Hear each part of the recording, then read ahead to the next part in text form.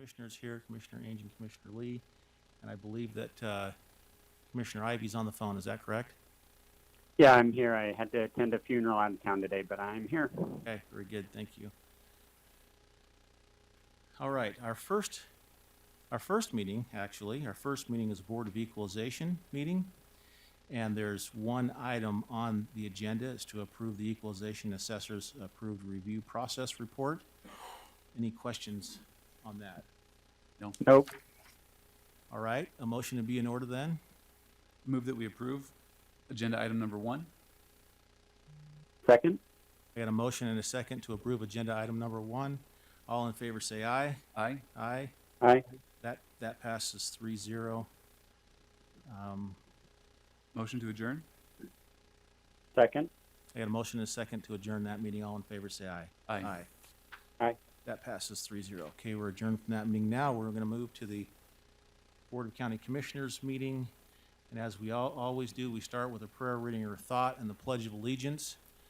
We typically look to the audience if there are anyone who would like to participate with us on the prayer, reading, or thought, or leading us in a pledge. Any volunteers? Pledge? I got a pledge. Anyone who would like to do the prayer, reading, or thought? I'll share a thought. Okay. I'll share it. So this is National Suicide Prevention Week. And all 3 of our commissioners, we had the opportunity to spend some time off-site last week with Wasatch Mental Health, and we talked about the suicide issue. And it was interesting, they kind of asked, it was a relatively small group, they asked each of us to raise our hands if you knew anyone, or if you had lost someone close to you to suicide, and every hand in the room went up. And then they asked, who has a relative that they've lost to suicide, and every hand stayed up. And this is an issue where we're actually ahead of, and we don't really know all the factors why, but we're ahead of the national average. Or we have a higher rate of suicide than the national average in the state of Utah. And there were a couple of interesting things that informed the way I look at this. One, we had a mother come in and share the story of her 13-year-old committing suicide. And at the funeral, there were many students, hundreds of students and teachers that came from that school. And as they came through, they all apologized. Many apologized for participating in or allowing bullying to continue. And that was a pretty powerful reminder for me of what we can do to never participate in bullying that would put someone on the edge like that. Furthermore, they talked to us about the isolation that typically takes place immediately prior to a suicide, and how that is the time where we actually can, any sort of outreach, any sort of friendship can make a huge difference. And I think that in that moment, all of us just were reminded of the importance to just be kind, reach out. If you know someone who is struggling, to reach out, and you never know if you can be the one who makes that difference. So in National Suicide Week, I just share that thought. Thank you. All right. Would you like to lead us in the pledge?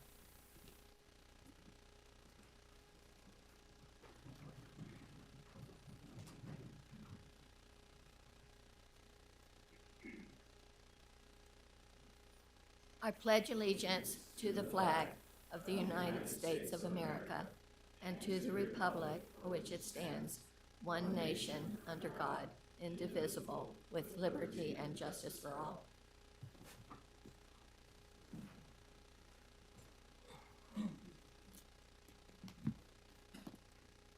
All right. Thank you. Thank you for that thought and also for leading us in the pledge. We are now going to build our agenda. We have before we do that, I'm going to turn some time over to Commissioner Ainge. Oh yes, we have an Employee of the Month to recognize. And the employee who's receiving it this month is Melise Warner.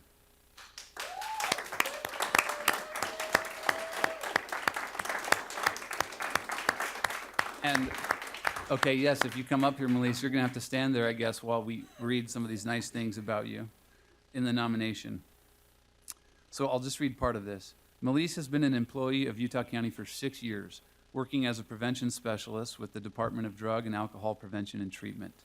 Melissa comes from a team of hardworking, dedicated individuals with a reputation throughout the entire state for using cutting-edge, science-driven prevention practices, for being thought leaders and creating positive change. Melissa has led the team to this place through her strong examples of ethics, values, and passion to succeed. I have heard numerous compliments of how she does opiate overdose prevention trainings and how professional she is in her interactions. She has trained people from all walks of life. In 2018, when the commissioners held a series of town hall meetings on the opioid crisis, Melissa was the anchor for the expert panel. In March 2019, she did another presentation on overdose reversal at UVU Addiction Conference. Most presenters got good reviews, but Melissa scored a perfect 5. A homeless, then there's some comments of how ready she is to treat anyone, even those who walk in, whether they're homeless or suffering from addiction. She doesn't judge or shame people and takes time with each individually because she truly cares and wants the best for them. We all know we can count on Melissa when we need a question answered, when we need a job done well, and we need a boost and any other time. That's why I'm nominating her for Utah County Employee of the Month.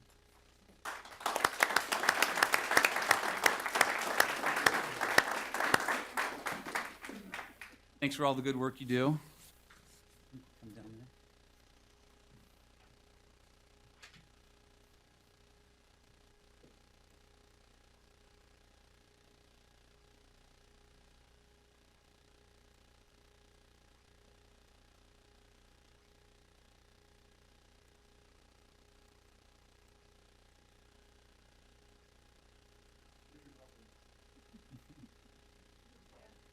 You know, it's once said sarcasm is the most sincere form of criticism. I've been on the receiving end of that from her more than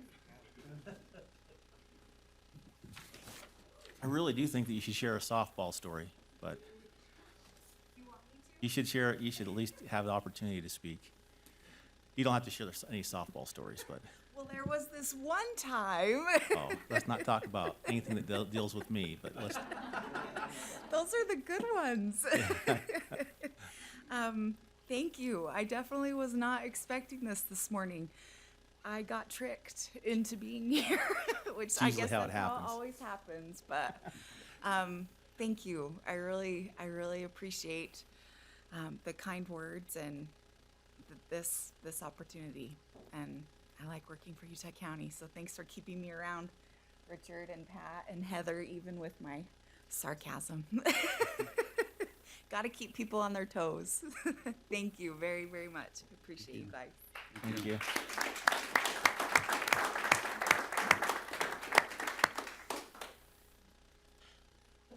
All right.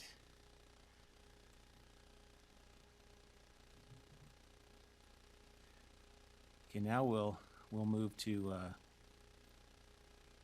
building our agenda.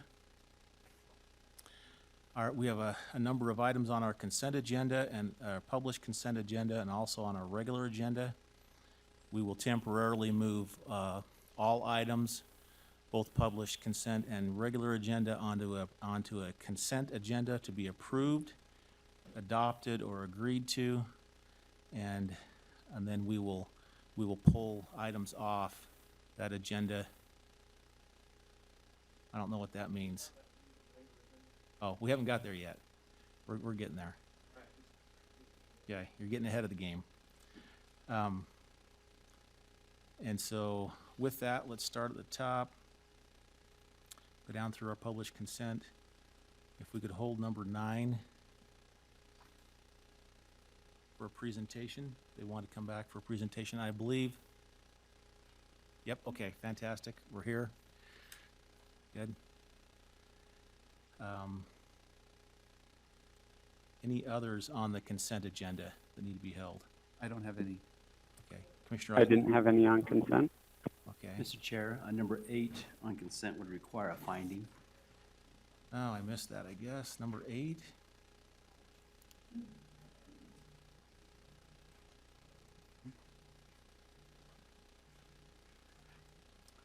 require a finding that it contributes to the safety, health, prosperity, moral well-being, peace, order, comfort, or convenience of county residents. Under Can we- 1750, Can we so state that? and Can we then move that through just with move that finding? through with that finding? yeah. Okay, so we'll leave it on consent with that finding.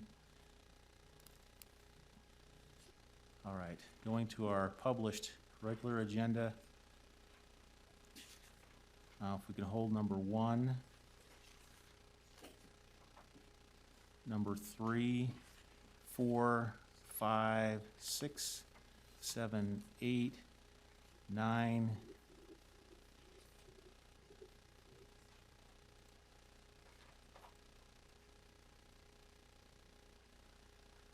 Richard, were you saying you wanted You want number number, oh, number 2, did I say number 2 or did I not? Maybe I didn't, it's all right, two? hold number 2.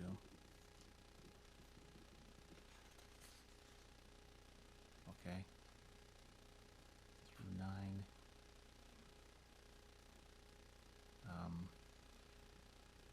I'm trying to get to our other ones, let's see, starting at number 15, I believe. Number 15,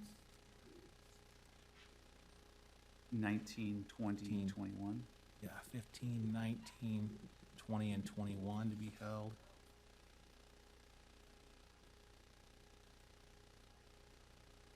Okay, any others? I don't have. Nope, you got the ones that I had questions on, so I'm good. All right, Sorry, we have another comment. Sorry to interrupt. 13 on regular, I had made a comment that I think that should be stricken. I think it was just kind of carried over from 2 weeks ago. You already approved that agreement. oh. Maybe we want to make sure we double approve that agreement. No, so on consent for that to be stricken. Number 13 from regular. Yes, Brandon? I would just recommend that you strike number 22. It's a repeat item. And long story of why it got on there, but anyway, you can strike number 22. Okay. Strike number 22 as well from our regular agenda. Any others from staff that, all right. Great, I think are we good on that, Kelly? Okay.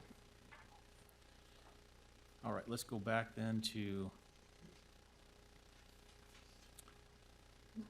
consent agenda. Number 9, you're up, come on up. What this is there was a Labor Day pun run, and this is a report back. We asked that you report back from that, and so this is your opportunity to report back. So thank you for being here. Okay, thank you. So a few years ago, I started organizing this race. It's a 5K, 10K, and all the proceeds benefit the Pregnancy Resource Center. And they're actually opening a center in American Fork. I think they're supposed to open the doors this month. And so they offer free resources for women in pregnancy crisis. And so the name Labor Day Pun Run, the pun is it's for pregnant women. So yeah. Took you a second to figure that one out, huh? So this was our 4th year, or my 4th. This was my idea, and me and my family have done a lot of work to put this on for the past 4 years. Every year, our sponsorship grows, and also our participation grows. And so this year, we were at a new location at Olympic Park in Lehigh, and we were on the Jordan River Parkway Trail, which I believe that is why we needed the more expensive permit, because it's a county trail. And it's a beautiful trail. We had over 200 participants this year, which was a huge jump from last year. And everything went great, and we really appreciate the waiver for Fantastic. that permit. Well, thank So, you, and thank yeah. you for doing that work. I'm sure if my wife had a She'd call it the Labor Day chocolate run. Punt run, right? Yeah, well, we did, you reminded me another thing I wanted to include was that we had a lot of community support. Not only the sponsors that are on the back of the shirts. I brought you guys some shirts as well from the race. But like Crubbo Cookie donated tons of cookies for the event. Walmart donated some, well, they're at $25 of stuff, but Costco donated, and also Harwood Farms, they donated 15 watermelons, and those were gone pretty quick. So it's just really neat to see not only all the individuals coming together for this, but also different businesses in the community support this event. So, All right, thank you. Okay, no actions needed on that.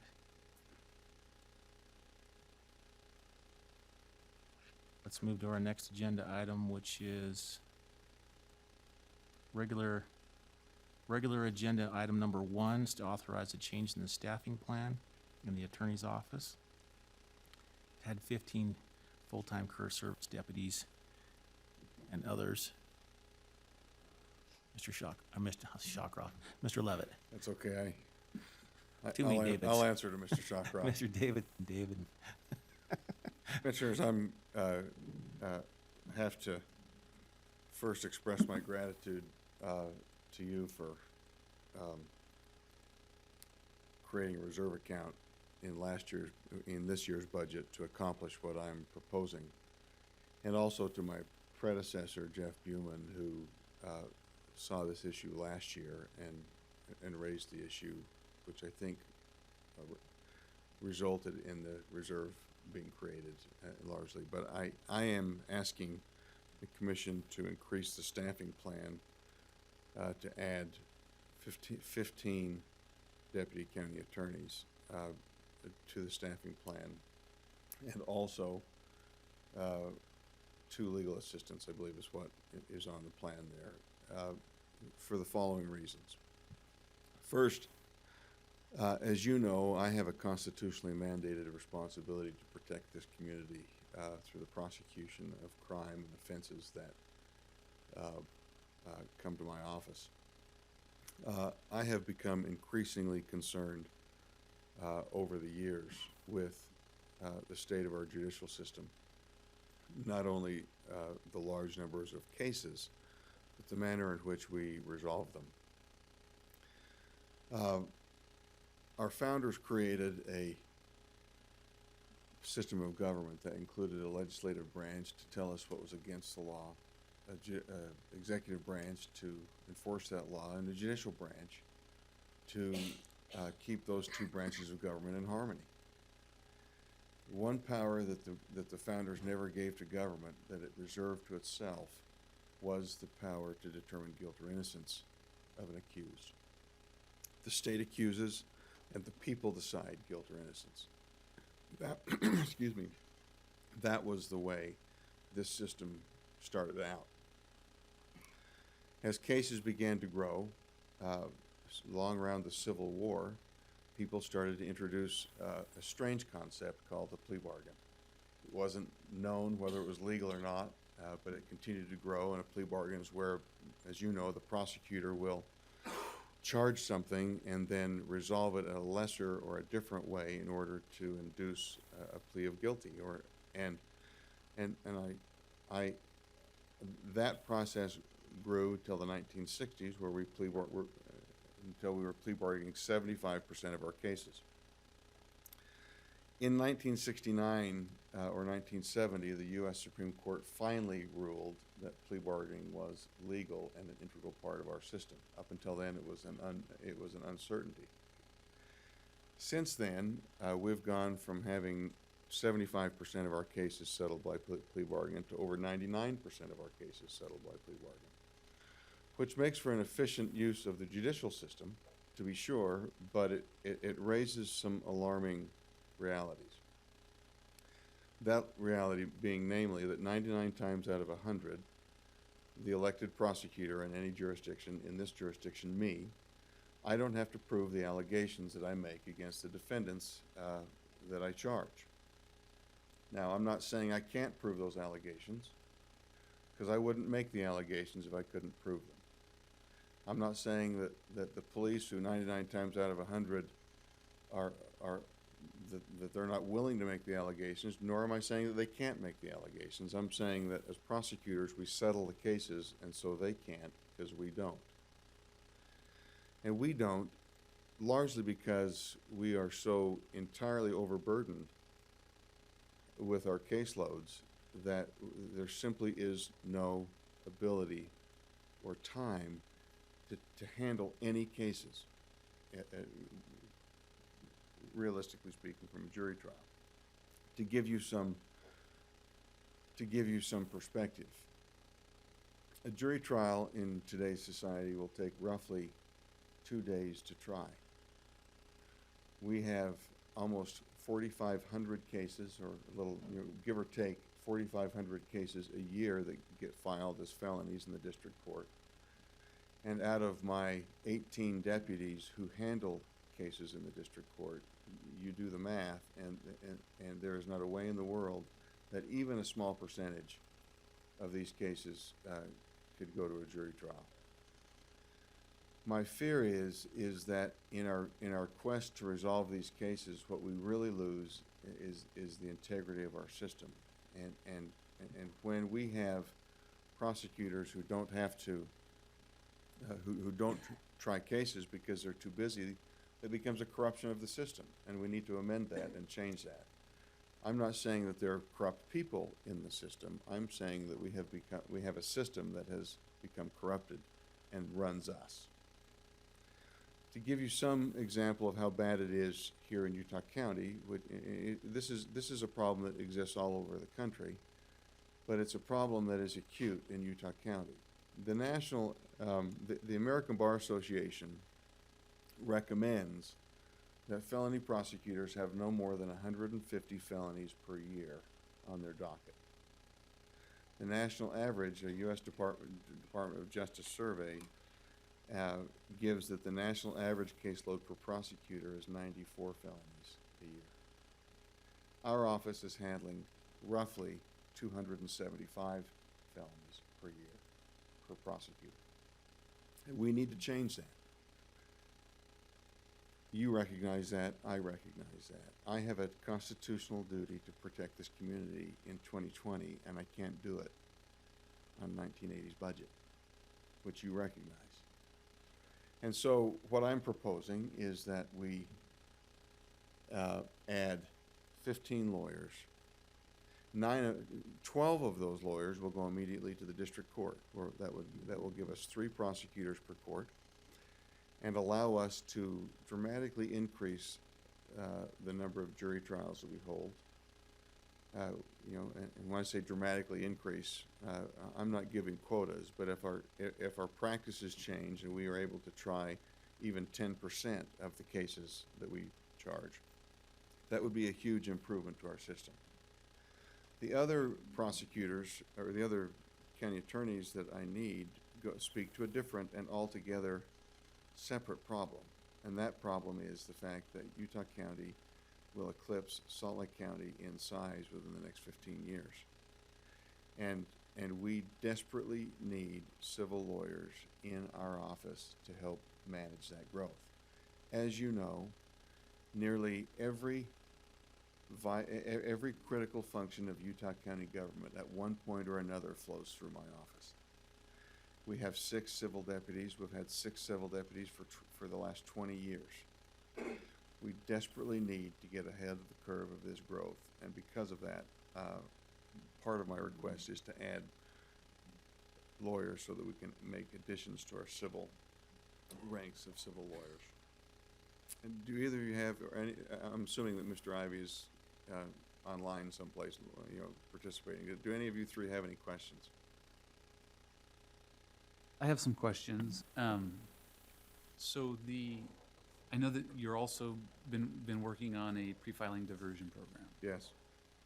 And initially, just maybe you can help me make sure I'm understanding this correctly. That is going to potentially reduce some of the load on your criminal office. That's right. Your criminal attorneys, It however. it is reducing some of it. And already is reducing. Yes. But that is not for felony charges, right? Well, It's for the most part misdemeanor? For the most part, it's for misdemeanors, but we don't preclude felonies. What we're looking at are largely first-time offenders who we believe can be rehabilitated or remediated, if I can say it that way, through a process whereby we help them to change without filing criminal charges. And so we don't do this for sex offenses. We don't do this for any kind of other crimes of violence. We don't do it for DUIs or, those kinds of crimes. We're doing this for nonviolent offenses where we believe in the long term society is better off by keeping them off the criminal rolls rather than putting them on the criminal rolls. And so while this does have the effect of, while that does reduce some of our filings, the growth that we're experiencing elsewhere, doesn't necessarily, equal. And I think the other point is because you're going to now have more of an emphasis on those that do not go through the pre-filing diversion program. Especially if you're able to add some additional attorneys, you'll have the capacity to actually try the cases. We will. For these violent offenders. We will. I mean, the public, I think, inherently understands that we have shifted too far in our plea bargaining. Plea bargaining is a critical and absolutely necessary role in today's judicial system. But rather than being the cornerstone of our judicial system as it has become, it needs to be a tool in our judicial system, and the jury trial needs to be replaced or restored as the cornerstone of our system. And then you shared some national comparative data. So we're basically at more than double the average nationally and almost double what the bar recommends as the maximum case. Right. This is the American Bar Association, yes.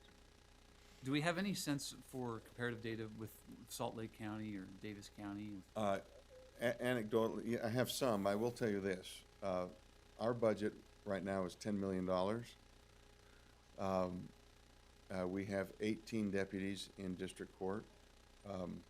Salt Lake County, its budget for the same office is $45 million, and they have, I believe, a little over 100 prosecutors in their district courts. Now, they file more cases than we do, but they don't file 5 times more cases than we do. And so, I think if you compare us with Salt Lake County, you'll see that we are behind that curve. I will also tell you that, I misspoke. Salt Lake has 89 prosecutors. This was as of last year.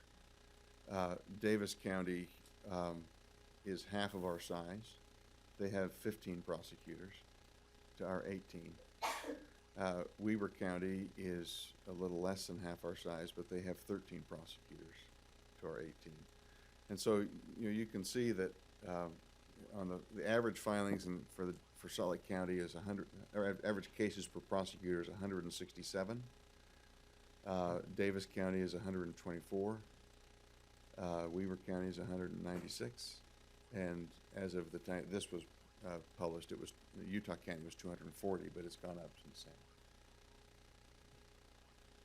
then. And, I mean, to me, you make a great case for, you have a constitutional requirement and mandate to just carry out the duties of your office in a responsible manner. And so I understand that just in isolation, but in your view, is this an isolated case? Hey, we just need more funding for us to do our job effectively, or are there other consequences here as well that costs of public defense, costs in our corrections system could increase or decrease as a result of these shifts in your office? Yes, I will say that the very nature of what I'm saying with the need to try more cases demands that the prosecution have an opponent.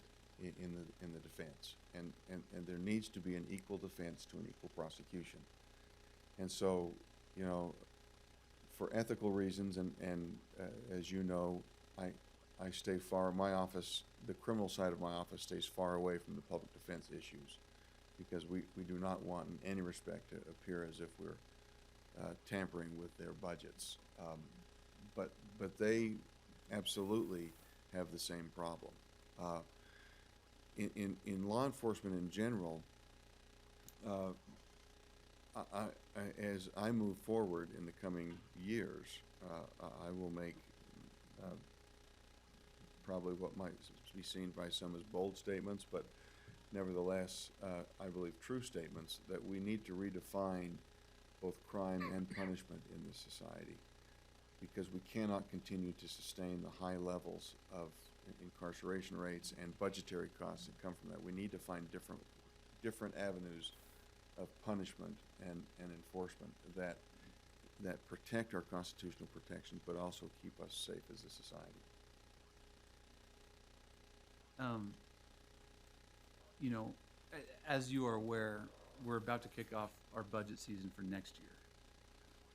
And one of the conversations we've been having as a county is implementing these types of presentations and outcome-based budgeting as part of our process. Right. So I would imagine that should you get funding, you would intend to continue to report on these outcomes of what is the caseload per lawyer or per prosecutor going forward, and were you able to actually try more cases and move that needle toward your intended goal here? Yeah, we have begun a process that I believe is rare in most prosecutors' offices across the country. Rare because most people simply don't have time. But we believe that it's absolutely imperative to know where we have been, because we can't know where we're going unless we know where we've been. And so we have beefed up our statistical gathering process so that we can not only know numbers of cases per prosecutors, but we can understand how those cases are being resolved. We can understand what effect that's having on the jail population. We can understand what effect that's having on the pretrial detention process, because we can't change a system where we don't know where the system is, and that's, you're absolutely right. And I will say parenthetically that while I am in desperate need of these 15 lawyers and these 2 legal assistants in this year's budget, so that we are up and ready by the end of this year to move forward, as we move into this next budget year, I absolutely intend to seek other, not necessarily more lawyers, but support staff and investigators and so forth to help put us in a situation where we can protect this people. And I will tell you that I'm engaging in a fairly regular and consistent engagement in social media with residents of this county to try and explain this process, because I do believe that if the residents of this county understand what my obligations are and what is required to achieve those obligations, they will be more than happy to pay for those obligations, which, you know, obviously they have to, because that's their responsibility as well.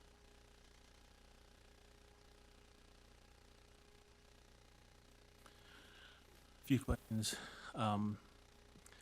So tell me why, well, first off, I'm gonna state it this way. I'm in favor of moving forward, and then let's go through some dialogue. Sure. First off, why 15? Why don't we start with a slower process? Why don't we start with 5 or 8 or 10? Why 15? Well, if we could, but let me analogize it this way. If we have a burning building, and we want to put as many firefighters on it as we can to get the fire out and under control as best as possible, you're better off putting the number of firefighters that you need on the problem rather than doing it incrementally. doing it incrementally may save part of the building, but it won't save the building that burns, because you can't solve it. Why 15? Because I need to put 3 prosecutors in every district court. Currently, I have 1.5 prosecutors in every district court. I have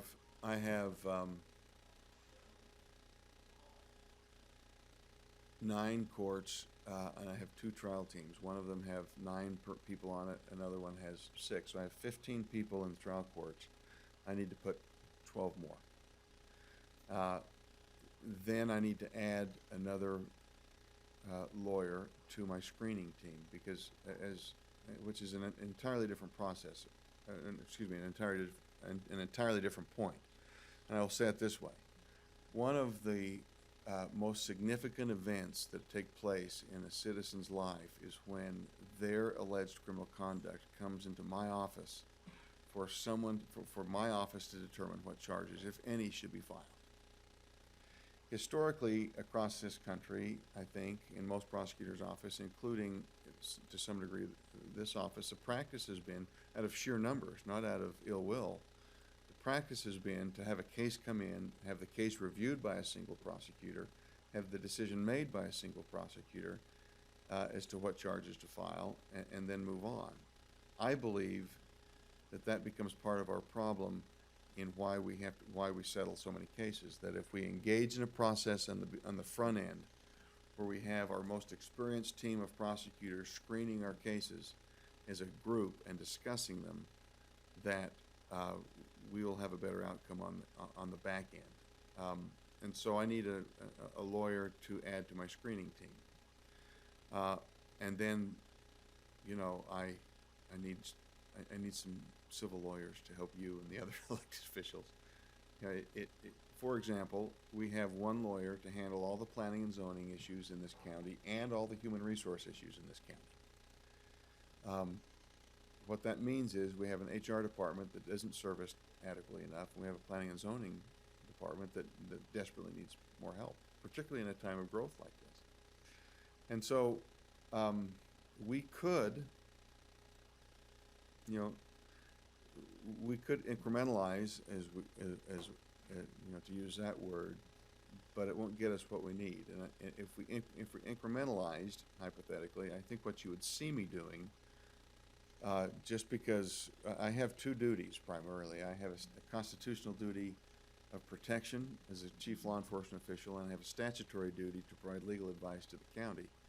I view both of them as absolutely critical, but one carries more weight than the other if push comes to shove. And if I had to shift civil lawyers to do the criminal stuff, I would do that. But I don't want to do that. And I guess that's why I'm saying let's not incrementalize. Let's just do it now. And so the caseload on this thing goes from 240, 270 down to 1. Is that, I'm just kind of doing rough math on it, but let me do is that what you're looking at? Let me do some quick and dirty math here myself. I mean, we have roughly 4,500 cases, and that goes down to about 166. Yeah, because we've had 27 prosecutors. That's assuming that caseloads don't go down because of pre-filing diversion, and it's assuming that they won't go up because of the population growth. We can't assume either. We're going to continue to increase our pre-filing diversion, which does take resources, but we'll also continue to have more and more crime because our population is growing. And I will also say that I believe firmly that we are as prosecutors not prosecuting many of the crimes that hurt us the most in society, and so you'll see more of that. Can you also articulate? There's been quite a rally in the past, and even this body considered prosecutor conduct and how that plays into society in general and the perceptions, true or not, on what happens there. But can you, if this, I'm intrigued by going to more trial cases. How does that play into that narrative? That's a good question. There's a movement nationwide to have prosecutorial review committees that review the power of prosecutors, and that's a very relevant discussion for this simple fact. Prosecutors like me should not have the power to the extent we have. And let me state that this way. I am an elected prosecutor in Utah County, and I have the legal authority to investigate anyone I wish to investigate, charge anyone I wish to charge, and 99 times out of 100, I don't have to prove those allegations because I can give them a plea bargain, and I enjoy 100% complete immunity for those actions. Now, that screams for oversight. But the answer for oversight is not creating another governmental entity to oversee another governmental entity. The answer is to return to the basic principles of constitutional government, which state that the power of the jury is the jury and as a body, the jury is the overseer of the prosecutor. The jury is the body which says, no, prosecutor, you're out of line, or yes, prosecutor, you're not out of line. And so in dealing, when I first came into office, my intent was to look at a prosecutorial review committee. As I have had the epiphany that I've had now after 9 months in this office, I understand that we do need, we already have a prosecutorial review committee. We just need to convene them a little more often in the form of a jury. And citizens need to understand their obligation in that process. We had 50 jury trials last year.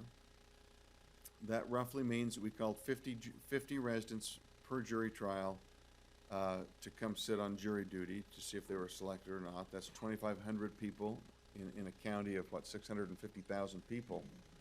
We are not creating enough of a culture of understanding of a citizen's responsibility by not having jury trials. And so I am asking citizens to work harder at that obligation. I'm asking prosecutors to work harder at trying more cases, and defense attorneys and judges. I'm not asking police to do more of their, the police are doing that job already. They bring us evidence that can be prosecuted. But we settle the cases. And that hurts the police as well, because they don't have the opportunity to hone their skills as they stand on a witness stand and go through that process of cross-examination too. I mean, it hurts us all. Okay. And probably last, this is probably more of a statement than anything else. I mean, I like that, we're leaning towards the liberty side where we actually have to prove, one way or the other, and that comes about with a jury trial. In an overall perspective, though, with your offset, your diversion program, on a financial basis, I think the citizens in Utah County want to be able to have that comfort of knowing that they're going to go through a system that has justice attached to it on a like ministers of justice, which you are as a prosecutor, minister of justice, not necessarily looking at win and loss, but what is the justice part. And let me interrupt and say this. I ran a very contested race for this office last year. I ran against essentially my entire office, who I now stand at the head of. And I will tell you that as I have spent the 9 months toiling with them on these problems, I have seen, and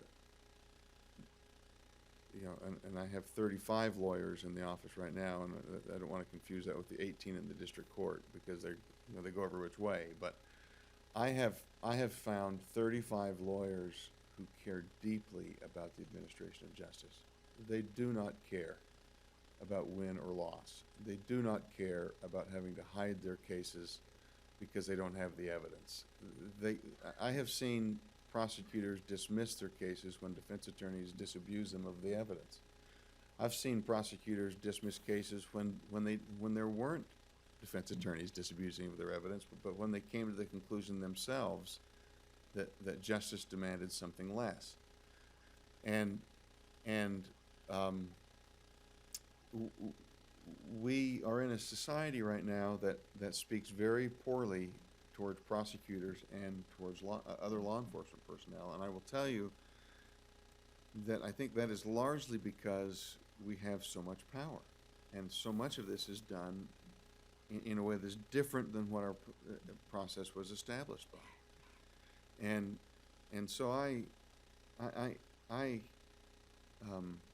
just have to express not only my gratitude for, but my pride in the deputies who day in and day out carry out these difficult jobs, because they do a hard job and it's a thankless job.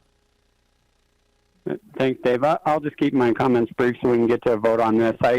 As someone who strongly feels that the prosecutors in this nation have been given too much power, especially because of the plea bargaining, and someone who believes there's been some abuse there in our judicial system, I am very happy to support this and to ensure that Utah County moves to more trials by jury as the Constitution defines it. And I look forward to seeing your reports in the coming months and in the coming years as to how this program is being effective and how you've used these dollars to truly get more trials to a jury and more closely follow the Constitution and a proper process for convicting people who are accused. Thank you. And one more thing. I always look for offsets, and I think that part of the matrix of success with this, especially talking about your pretrial diversion and so forth, is that we have a reduction when it comes to those that are sitting in our jail cells. And so I just wanted to state that I will look for, those kind of offsets and reductions so that we can move forward and hopefully not have a reoccurring cycle, which I see. I've been down there, and I've heard some of the individuals who just seem to be on this continual rotating process, back in, back out, back in, back out. And I don't know where the truth is with it all the way, and I listen to them, with a little bit of wonderment where the truth is, but still there's got to be a better way than some of the stuff that I've seen. I agree. I will tell you that from my vantage point, we are using the criminal justice system as a last resort for societal problems that we could more effectively solve earlier in the stream. And as a society, we are facing the consequences. If you narrow it down to the common denominator, we are facing the consequence of families who don't ultimately teach their children the responsibilities of living in a free society. We are learning way too much about our rights in our society and not enough about our obligations. And while we will take, for example, the drug-addicted people and the mentally ill people who find their way into our office, we'll find a way to deal with them in a way that hopefully benefits society. I believe that there are better solutions than having it be in our office. I have a couple more questions actually, and one I will also say I'm grateful for. I know in conversations with you how serious you take your commitment to this office and the changes that you're trying to create in the criminal justice system here in our county. And I'm also grateful that as we've had a conversation about measurement and measurement towards goals, that you're committed to do that in the way that you've provided this presentation. What's your sense of how did the county attorney's office get to this point? How do we get to the point where we are so understaffed? You made the comment of 2020 requirement with a 1980 budget. Mm-hmm. Well, if I can just call it like I see it, which gets me in trouble a lot nowadays, I don't think that the county commission has paid enough attention to funding the county attorney's office. If I can just say it that way. And I think that's what I'm kind of getting to here is I'm sure it's not an easy thing for you to get up here, because I would assume that you're saying here that you think that these are such serious requirements that you need in your office that they need to be funded, even if that requires a tax increase. Yeah, taxes are is your bailiwick, not mine, but it has to be paid for somehow. And I am what you'd call a conservative Republican, but I do frankly favor a tax increase because Utah County, I can't operate I simply can't do my job at my current levels. And if the money can be found elsewhere, great. That's not my job. My job is to do my job. And so I trust that as the three of you go through that process, you'll have some bumps and some bruises amongst the three of you, but taxes at some point do have a purpose. Well, it's a much longer conversation, and we're going to be having it throughout this fall, in my opinion, but yours is not necessarily a unique story. I do think that your office, more than others, can make this case, and you've made it very effectively. But the point is, there are some deferred costs that we've been kicking the can down the road on. We recently had someone come and talk about our building needs, and a $90 million potential cost. And when you ask how much do we set aside for that, the answer is zero, right? Meanwhile, we have deficit spending. So I think that you've laid out a case for getting these funded.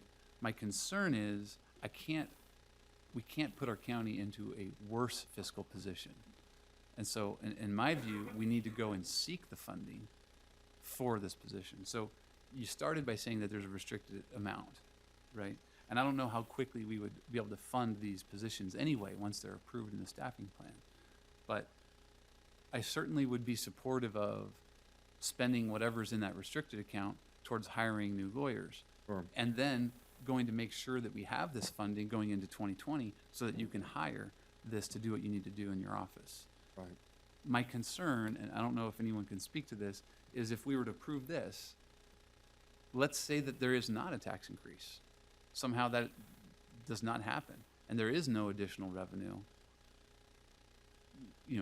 We could be in a situation at that point where you would have to let lawyers go, or we're having a fight between departments. That's right. So that's my concern. I think you've made the case for the need, and the question one is timing. Is there something that should be done now with the restricted funds at a level that can be rolled forward even with your existing budget plus that same credit for restricted funds in the future, Right. versus some that we don't hire until we actually are able to fund a 2020 budget that's balanced and that meets our constitutional requirements? Yeah, and let me comment with this. I am amazed what these three members of a county commission have done through the years, not just the two of you, the three of you, but as a body. I am amazed with what you have done in Utah County on the current tax rate. Utah County is a very fiscally conservative place. There are no golf courses that are owned by the county. There are no, it's the things for which I oppose tax dollars being spent, you don't see in Utah County. However,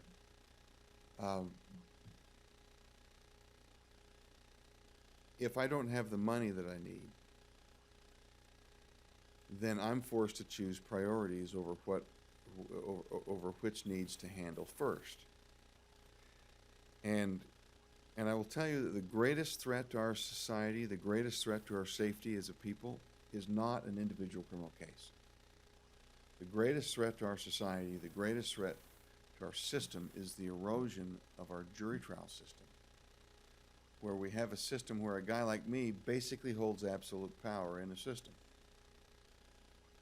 And so what you will see me doing in the absence of less prosecutors is still trying more cases, but that will simply have to be the bar that we have to raise the bar on what we prosecute and what we don't. And I don't want to get there. And I don't either, so I guess the way I would handle this is I will publicly state my support for funding this when we have the funding. Right. Well, So where I would be today is I would fund whatever we have the funding for in the restricted account that was set aside for new lawyers.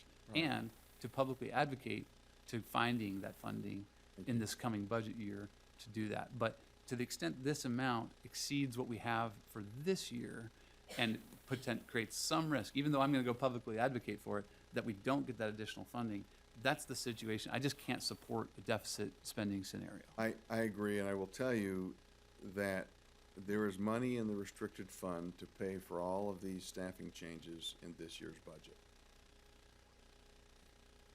However, it does increase the size of the pot for the county attorney's office for next year's budget, and you know, you are kicking a can, not down the road, but you are creating an obligation for an increased budget next year. I didn't know we were gonna go into a tax question, Me neither. or tax rate increase question. But I'm gonna state that, again, I'm in favor of going this direction, you know, even if we need to offset it in our budgets, because I think it's that important. And so we need to, I think as commissioners, on a management side, when we're talking about budgeting, if we don't have enough courage to manage the budget appropriately and push it off onto the taxpayers' backs to manage it because we don't have the courage to manage it, I think that's a problem. And that's a problem that I'll have.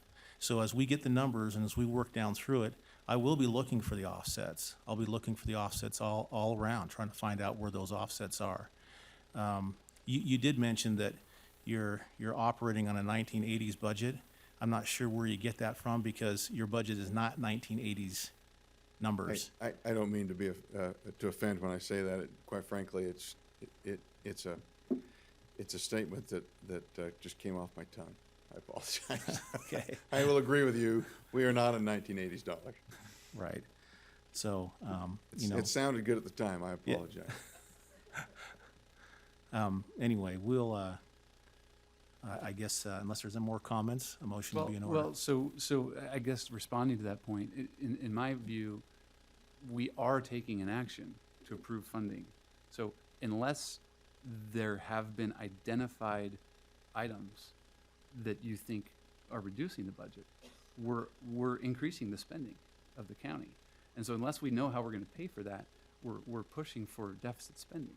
This is what it says here in the comments section on our agenda. It says restricted funds are available for transfer. Restricted funds were set aside for fewer positions, but since the positions were not filled for most of the year, funding is available for most positions. And so at this point in time, we are funding at a level of not deficit spending. That was set aside as you identified, and so there's not a deficit spending on that point. The conversation for the future still needs to happen. Well, so here's why I see that differently. The reason the budget plan or the budget comment is only referring to the 3 months of these new lawyers. Right. So we all know the budget plan, if they're part of the staff and then all of a sudden you roll forward, we do not have the funding to employ them for a full year next year. So it's only in the 3 months of this budget.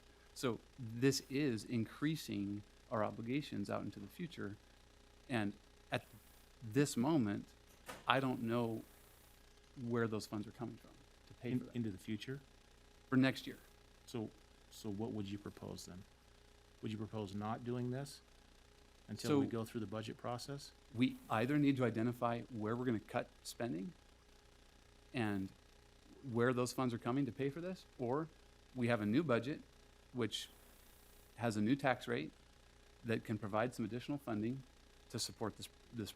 But to me, I think this is needed. And I think that there's a handful of other items that I've been working on that are desperately needed in the county. But I don't support approving them until we know how we're going to pay for them.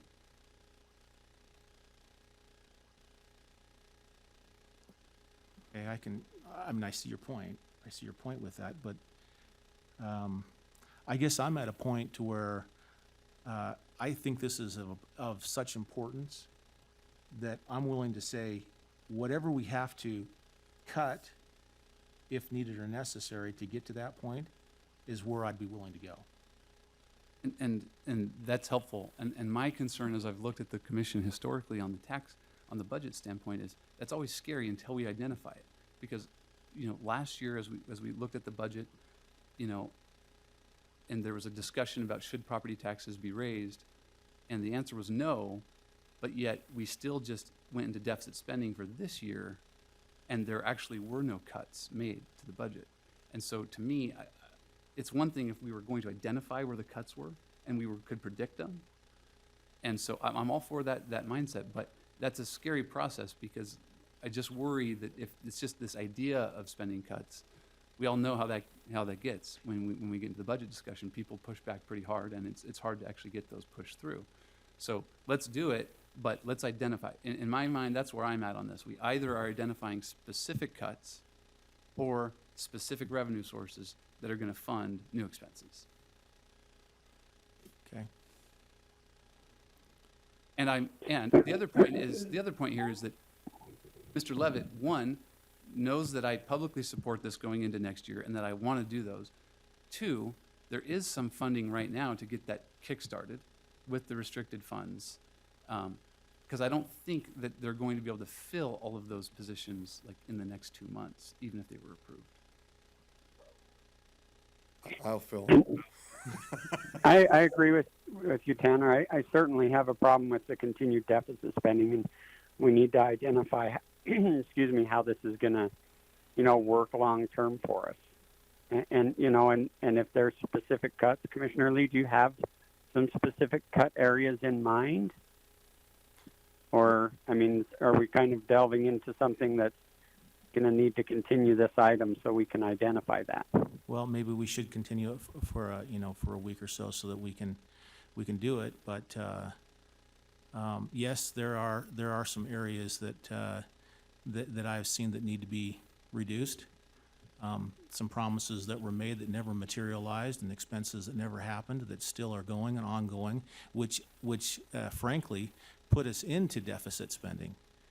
And so I think they need to be addressed. And again, I think it goes back to a management issue. If we don't have the courage to management and hold departments accountable for some of the things that have been said, then we're running down a path where we're just kind of making decisions on the fly. Can I interject? I cannot afford to have you postpone this. I cannot afford to have you postpone this. If that is the call you make, I'll do the best I can to live within what I have. But that will include moving civil lawyers to criminal matters so that I can accomplish these important things. Because at the end of the day, if you put it off, I have to do something that moves this process forward. This is not a threat. It's just, you've got your job, I've got mine. And I would urge you to pass it today, understanding every one of you who favors it, you each have your differences as to how you're going to pay for it. Let's do that in the coming months, and I'm happy to, engage in that process with you then. But let's not shortchange what we all agree needs to happen, because we can't agree in September what we'll pay for in January. The only thing that I can vote for today is a reduced plan that is covered on an annualized basis in the restricted funds. And that can at least start now. So if we wanted to modify this staffing plan on that basis, I would vote to approve that right now. And that gives you the ability to immediately hire on those and come back to us and see if we can get movement on where the additional funding's from. But that's just my perspective. So I don't know how much, you've probably run the numbers on it, so how much is in the restricted account? There's $630,000 in the restricted account, and this will cost us $512,000 Through the end of the year. for the end of the year. And Dave, I want to make it very clear. I support passing this today. I support what you're doing here. I was a little unsure on the other points that had been brought up, and that was why I Right, asked and- those questions. And really what's occurring is that, you know, this has unwittingly turned into round one of the county commission's budget discussion on taxes for next year, and appropriately so, because this does affect next year's budget. But we're not in next year's budget, we're in this year's budget, and I need to have it now. And quite frankly, don't want to be held hostage in 2019 by a discussion that affects 2020.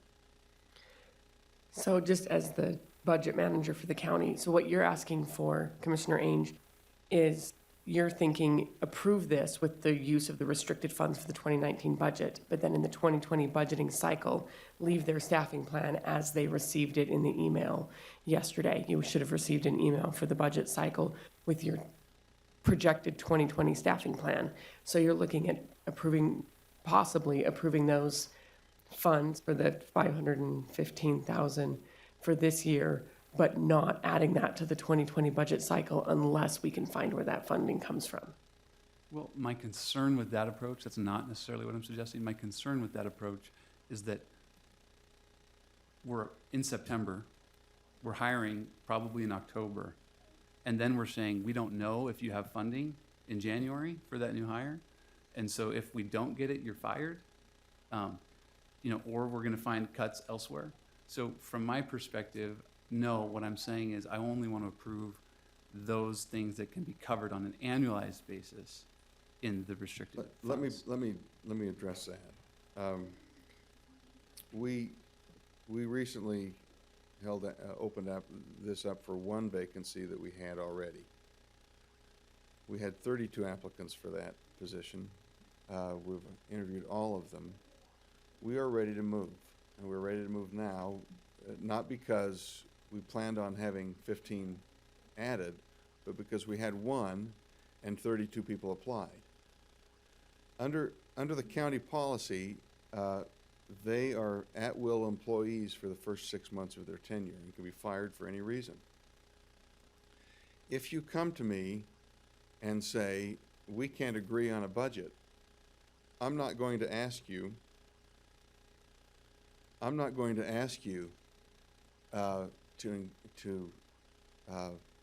to go through the process of laying people off. I have the power to just let them go myself. And if you come to me and say, Levitt, we can't agree, we all agree that this is necessary, but we can't agree how to pay for it, therefore we're not going to pay for it, then I'll make that decision. I'll pick the number of people that I need to fire, and I'll fire them. The problem with what you suggest is that if we wait to hire them in January, I'll be April before I have them. And that only compounds our problem. And so it seems to me far more doable on the front end to have the county attorney say, fund what's in the budget now. If you three can't agree as to how to pay for it in the future, then my commitment is to fire as many as I need to fire to come to a point where you three can agree. I think we all know that would be a bad, agree. that's a bad plan. That's a bad plan to have to fire somebody, but it's a worse plan to have to wait till April to hire somebody. And that's not what I'm suggesting. I think I've made, my position, and to be clear, in the way I see this, it's not about funding what's in the budget now. We're talking about staffing plan change, and the staffing plan change affects budgets into future years, and that's why I'm bringing up next year's budget. So, anyway, I think we've kind of beat this horse, and for me, this matters, and budget is on the front of my mind as we get into the next year, and I, like I said here, I'm committed to trying to help identify the funding that your department needs. I think that it's critically important, Well, and I just don't see it at this moment other than what's in the restricted. Let me do this then. Vote to amend the staffing plan to 15. We can have these discussions amongst yourselves and ourselves, and And before I pull the trigger on all 15, you can have a plan in place. But, you know, it's fruitless to come back again next week or the week after that, the week after that, and the week after that, because you're not gonna come to an agreement on this issue. And really quite frankly, really who's being damaged by any inaction now is the larger public. Because we all agree this needs to happen.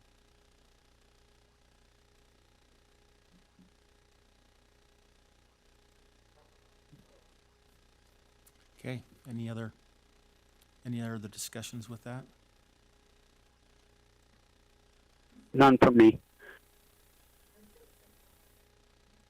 Citizens are yes.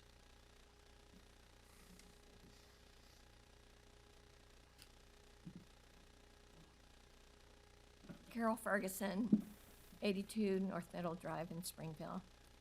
So as I've attended commissioners' meetings, I've been surprised that things are on the agenda before it appears that they're ready to be on the agenda. Because, I don't know, when the police department, I guess, was talking about washing their vehicles, they didn't come prepared with enough information, and things have to be continued. I think that there are residents who do understand the needs in the county attorney's office and support efforts to move forward, to improve the outcome, be able to handle the caseload, and support efforts of our local police and the administration of justice. I don't know if anybody's considered maybe 0.25% cut across the board to support the priority list, and the justice system should be priority on the list. Thank you.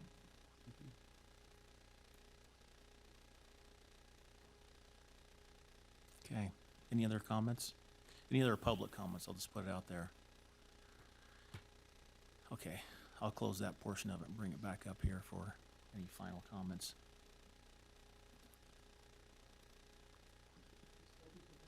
Oh, I just closed it. Okay. A motion to be in order then.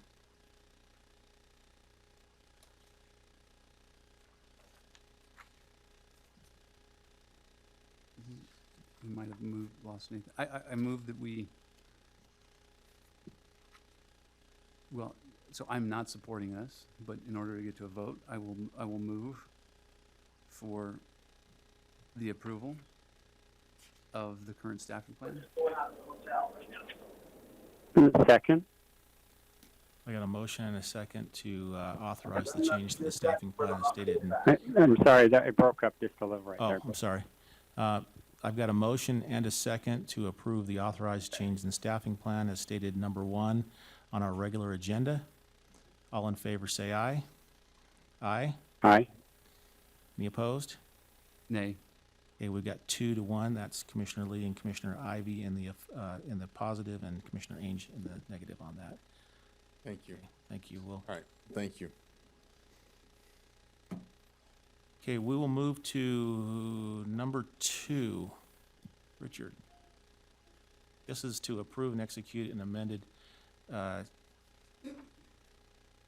Amendment 2 of a Medicaid prepared mental health plan for the Department of Drug and Alcohol. Richard Nance, Director of the Department. We found out late yesterday afternoon that the amendment number may not be correct. It might be 3. So we're trying to get that squared away with Medicaid right now, the State Department of Health. Okay. They said it's okay for us to go ahead and approve it, and if we need to just change which amendment number it is to keep it in series, then we can do that. So we can approve it subject to getting the correct amendment number on it? Yeah, we have one in our file that says Amendment 2, but then Medicaid's telling us, no, this should be Amendment 2. And it's like, well, which is it? So we'll have to sort that out. Okay. And it's interesting because at this point, there really isn't anyone either in the clerk auditor's office or anywhere else who was here when the initial contract was passed. So our institutional memory is really, really fuzzy. So we're trying to figure this out, but we'll probably have it figured out by the end of the day today. I don't see that being a problem. Do the lawyers see that being as a problem at all? To subject to getting the proper amendment number on there? I mean, it doesn't change any of the substance that's in No. there or anything like that. It's just a clerical, Kind of a technical change. yeah, It's my understanding what the change was. Yeah, that'd be fine. okay, All right, thank you. all right. Move that we approve regular agenda item number 2. With, Second. and with kind of a friendly amendment, a friendly change in there that whatever the proper number is for the amendment being added later. Yes, as stated by Commissioner Lee. Okay.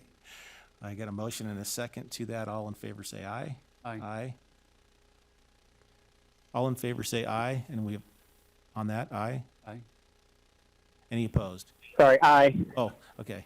Okay, I got 3, that passes 3-0. All right. Quite Commissioner sure Lee, what to do there on that. I would imagine that 3 through 9 or 3 through 8 Yes, were held just for the finding. yes, and I would assume that we could probably just do that all in one, because they're all the same finding. Yep. But just to let everybody know, these are to approve or deny a late 2018 disability. I think they're all 2018. Did we check that, make sure? Yes, they're all 2018 disabled veteran abatement with the stated names that are on there, but they're different, but they're all the same in the sense of actions. So I would move that we approve the 2018 late disabled veteran abatements stated in regular agenda items 3 through 8, with finding that the failure of the claimant to timely file the application was beyond their reasonable control, and to not extend the deadline would be against equity and good conscience. Second. I got a motion and a second to approve the late abatements 3 through 8 as stated with the findings. All in favor say aye. Aye. Aye. Aye. That passes 3-0. Okay, number 9 is to adopt or deny an ordinance to amend Chapter 5 of the Utah County Land Use Ordinance related to the reduction of the minimal floor area requirement for a dwelling in the critical environment CE2 zone. And I will look to staff. Brandon here. Or Bryce.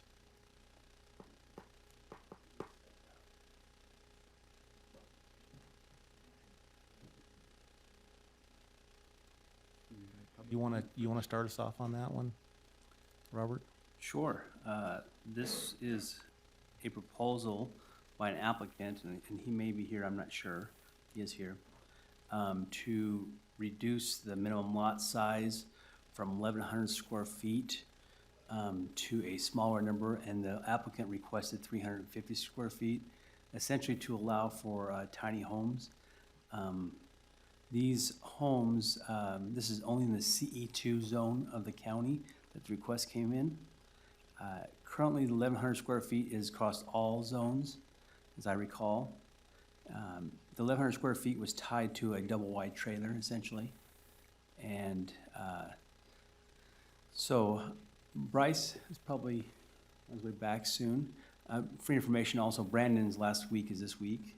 He has leaving employment here, so so just so you know that as well. But Bryce Okay. is back, so I'll let him address it. And then the applicant may want to address Yes. We'll one of have the the, reasons. we'll have Bryce, and then we'll have the applicant, if you'd like to come up. Also, I think the planning commission voted 3-1, Bryce, 3 in to favor 1. of it, recommendation. Bryce, Sorry, I had to take care of something and thought we were on item number 2. That went pretty fast. I'm not sure what Mr. Moore kind of presented, but I'll just go ahead and kind of summarize the nature of this request. This is an application that was submitted by Mr. Keith Haslam, one of our county residents, and it's rather straightforward. Currently, our CE2 zoning designation has a minimum minimum floor area for a dwelling of 1,100 square feet. That's similar to all of our zones that allow dwellings. Mr. Haslam is proposing to limit that or reduce that minimum square floor footage for a dwelling to 350 square feet, only for the critical environment 2 zone, the CE2 zone. Let me give you a little bit of a background on the origin of this requirement. So This first kind of showed up in the Utah County zoning ordinance in 1984 in certain residential and agricultural zones.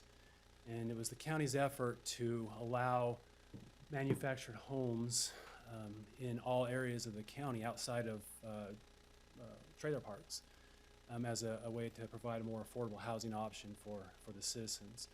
And to kind of help integrate those uses or those homes into the greater county, unincorporated area of the county, they established some development requirements. One was a minimum floor area, and they also had some roof pitch requirements to kind of help those integrate with stick-built homes.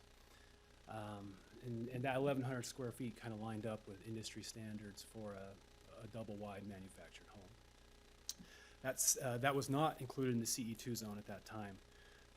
Fast forward to 97, that requirement or provision was expanded to all zones, including the CE2 zone, and it also allowed that 1,100 square feet to be met by being above ground. So you could have a second story to meet that requirement, so that basically would shrink your potential footprint to meet that requirement, if that makes sense. So that's kind of where we're at.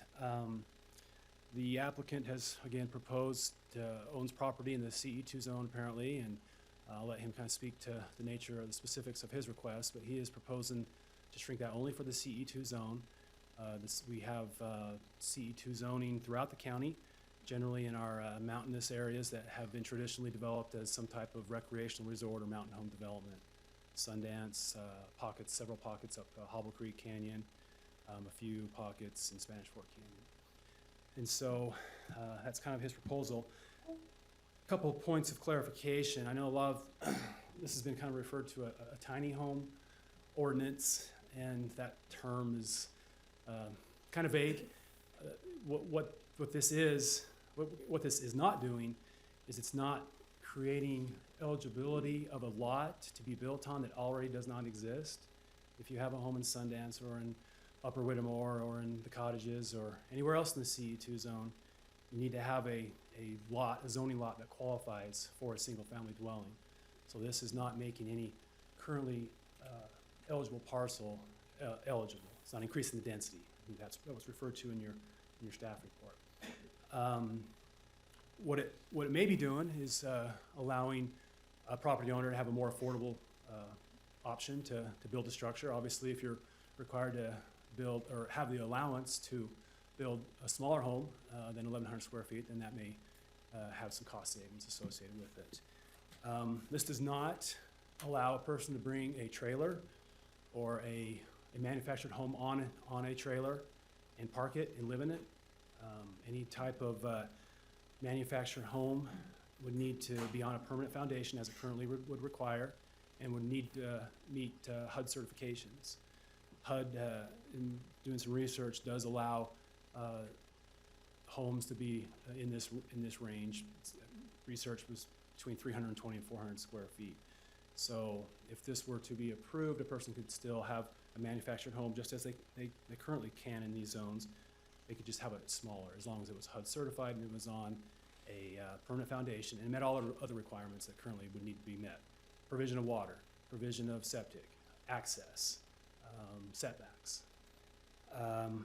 Or if they wanted to build a 400 square or 350 square foot home, stick built, it would meet building code, just as it currently would need to meet. So, Bryce, would you explain what Steve Kitchen mentioned to you about building code, what the minimum would be to meet code probably? I think it's at least that much, 350, right? Or around that number. So staff did a little research to see maybe what some other jurisdictions do. It seems to appear that the county is a little more restrictive than others. Many jurisdictions did not have a requirement. Some indicated a minimum dimension. We found several, I have them listed, that had a 20 by 20 minimum dimensions, like you can see at least 400 square foot footprint. Steve Kitchen, our building official, took a look at the code to see you have to have certain minimum elements to be a dwelling, certain area for a living space or sleeping area and a cooking area, food preparation area, and these other elements, access and egress and hallways. And in order to meet those minimum requirements as determined by building code to be a dwelling, you're looking at about 300 to 320 square feet. So areas that would not have a minimum requirement by default of the building code would still be looking at about 320 square feet. So, again, this is proposed by the applicant to only be in the CE2 zone, and would not eliminate any existing requirements, any existing issues related to access, fire safety. If it's in the wildland urban interface, which most of, if not all, the CE2 zone is, it would still need to meet that requirement. This is strictly just reducing the minimum floor area for dwelling. So I know this application is just for CE2. But if this is a good idea, then why wouldn't it be expanded to, you know, all the areas in the county? That's, you know, your prerogative. The applicant just, it was his application and he just wanted it to CE2. Staff did research on this, and really, it seems like the usual, maybe the potential requirements for this were to integrate with, have harmony in certain types of neighborhoods, which, you know, may be lessened in the county where you have larger parcels that impact, or a potential or perceived property value issue. And can you talk to that, because I read down through that, and I think that the nay vote had some property value issues, problems, if I'm not mistaken on that. Yeah. Can you talk to that? There was no evidence presented either way on property values.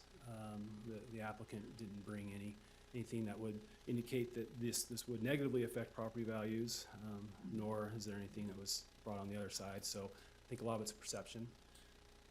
The other thing I would mention is we did some research. Again, this is just an allowance. This isn't a requirement.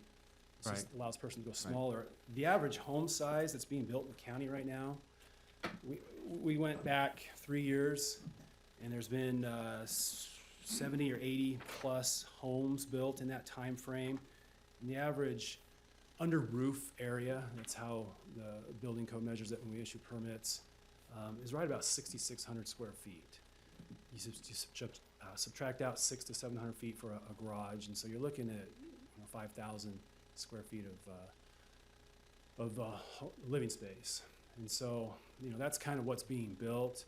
Again, this just allows a property owner an option to build something smaller. The applicant indicated that his property is in a development that was originally approved and currently is still approved as seasonal dwellings only. We don't have that provision in the ordinance anymore. That was eliminated due to some enforcement issues and just the need to make sure that we have paved roads and the such in new developments. But some of these grandfathered uses are for seasonal use only, and so that was one of his points to make of having a smaller size home for a part-time use. Okay. Mr. Chair, it would be okay if Bryce were to address whether this would have an impact on our moderate income requirements imposed by the state or not? Sure.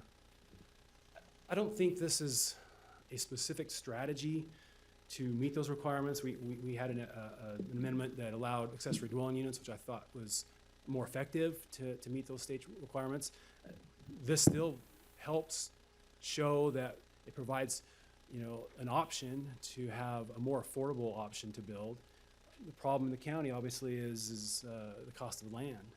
And even in some of these areas where you can have a development with lots as small as 20,000 square feet, that's going to chew up a lot of your allowance for your dwellings. So I don't think this is specifically a strategy that can necessarily meet that, but I do think that it does help. There's some references in the general plan to look for options to allow more affordable options for property owners. That was kind of the whole nature of the whole manufactured home back in 1984. So I think it does support that. Right. Do you have any other questions? I'll No, stop that. not now. Mr. Haslam? I'm Keith Haslam. I live in Orem. I own a couple of lots in Upper Whittemore. I'm not sure how familiar you are with that development, so let me just tell you a little bit. Upper Whittemore has been in existence for 47 years, and in that time, there's been only 29 homes built. So that means about 96 lots are just a picnic ground, basically, that pay taxes and association fees. And I'm sure most of those lot owners had the dream at one point of having a cabin. But it would appear that dream is dead for most people. As evidence of that, I point to the fact that in the last 10 years, there's been only one new home built in Upper Whittemore. And the obvious reason is cost. You know how costs have escalated in the building of homes, particularly in recent years. I did some work, some investigation. I believe that an 1,100 square foot home would cost about $275,000 up there. You combine that with the fact that it's a seasonal development. Well, first let's say you go out and get a mortgage for that $275,000. That's going to be about $1,600 a month. Now you combine that with the fact you can only use it 6 months of the year because the roads are not plowed, water system is not maintained during the winter. You're effectively paying $3,200 a month for your use for an 1,100 square foot home. So that pretty well rules out most of your people that are not wealthy, okay? Now, if you've watched HGTV, you've seen the whole tiny home phenomenon. They are pretty space efficient. They offer the necessities without a lot of extra floor room. But up there, you want to be outside anyway. So a tiny home is between $50,000 and $75,000. You split that with maybe another family member, and you're talking about the equivalent cost of a new car. So all of a sudden, it becomes affordable probably to pretty much everybody up there. Now, in the Planning Commission meeting, several people expressed concern about increased fire hazard up there. Well, clearly everybody up there has the opportunity to build, so anytime a home gets built, it's potentially going to increase the fire hazard. So I don't see how this change affects that at all, other than it makes it more possible to build up there. Now, also, you might like to be aware that the fire marshal requires an internal sprinkling system in any home built up there, which is, of course, intended to mitigate any fire danger. Some people might assert that a tiny home has an increased fire risk. I contacted the county fire marshal. He says he is unaware of any evidence that would support that. And in my mind, it's absolutely the contrary. In a smaller footprint, if the fire starts, you're going to be more immediately aware of it, and you can grab the fire extinguisher. So this amendment really is just about making it possible for the lot owners, the 90 plus in Upper Whittemore alone, finally have their dream, have an affordable structure. And as far as the fire safety is concerned, that is a function of building codes, not zone requirements. Can I ask you a question? Can I ask you a question? That area up there, it always seems to center around water, a lot of water issues and access issues. And so what kind of water do you have on your lot? Just curious. They have their own water system up there, funded or fed by springs. And so everybody has access to water. They have a couple of tanks that this flows into that feeds the system, and they're trying to get more in place. So, yeah, there's challenges with the water system, but I don't see that it's a serious problem. If you have a home, there's going to be water there, except for on intermittent. I don't know how frequently the water system goes down. But yes, there's water up there. So the water's sufficient enough that even though you're not there, I'm assuming, and just from, that even though you're not there, that a sprinkling system would be effective if something was to break out? Yeah, I'm pretty sure that From your understanding? the building codes would require that be functional even if you're not there. Right. Okay, thank you. Any other Thank you. questions for me? All right. Yes, open up for other comments. My name Please, is yeah, make Haruo sure it's- Miyagi, and address is 472 Hoppy Hole Road. And we have a small house in the Mapleton and switch back and forth, but mostly we live there. And the last 18 years, I just observed the neighbors. When we moved into the canyon, there was a two water system existed. However, one of the water system dry up, no longer we can use it. And we have only 25,000 gallon, only one tank. 18 years ago, when two tank was available, there was a wildfire on the mountain. So I opened the fire sprinkler system. And only a few hours, just used over the old water. The system doesn't work in the mountain anymore because it's such a limited water. That's the main reason people cannot build on the cabin on the area. We don't have enough water. Only 25,000 gallon. That's all we have. And then another unuseful tank, which was dry up. The other thing is I was watching the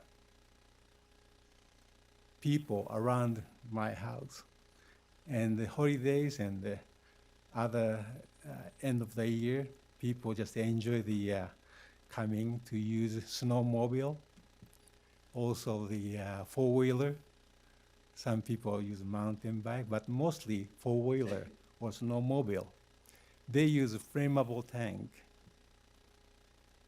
You know that when you allow us the 350 square foot home, they don't store the flammable tank. They put outside of the house because house is so small. You cannot sleep in the fuel tank in the bedroom with a 350 square foot house. I know it's smelly quite. It's a risk. And I noticed it. Many people just left the flammable tank outside of the house when they don't have enough size of the house in the area. It's dangerous. And then we don't have enough water. Even regulation asks them to install the sprinkler system, but there is no resources of the water to use it. So please consider, and we have a quite deep concern, and we have a great fear about it. And when they leave everything, four-wheeler or snowmobile, anything, outside of the house, around this micro house, it looks like a slum of the Mexico. And we are afraid. We have very great fear in our heart to lose the asset value in the neighbors. We are getting old. Everybody getting old. And we work so hard for whole life to pay the house we live. We don't like to lose any asset value at all. We'd like to keep it. So please consider the chance of the declining the asset value. Thank you very much. Thank you.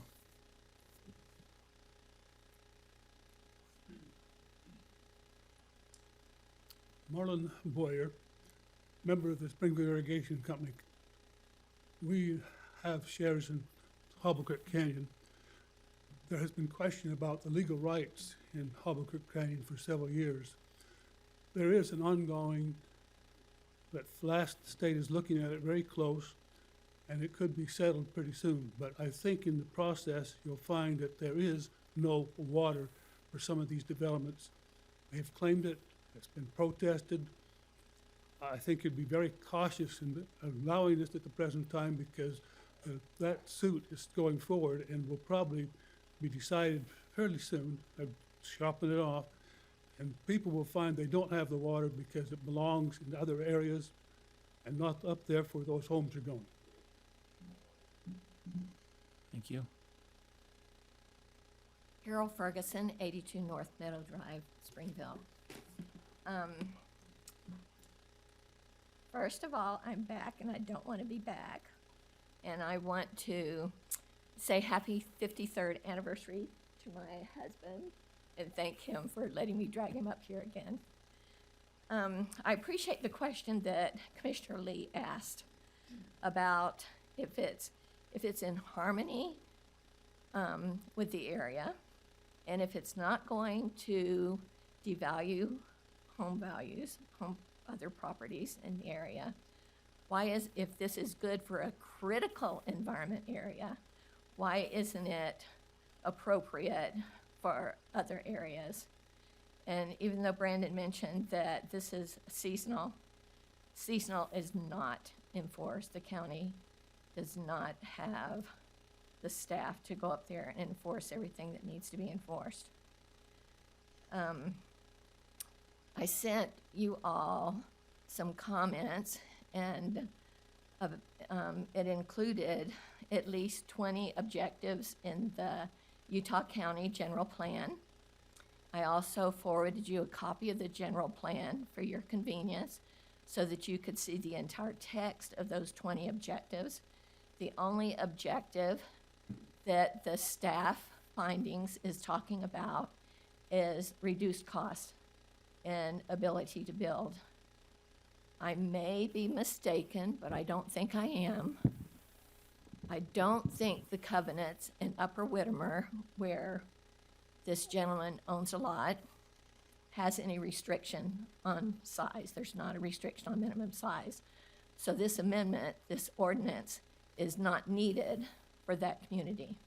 And if I'm wrong about not having the minimum size, I apologize, but I'm sure the county can check that out. But if there is not a minimum size in their CC&Rs, there is no reason to have this amendment.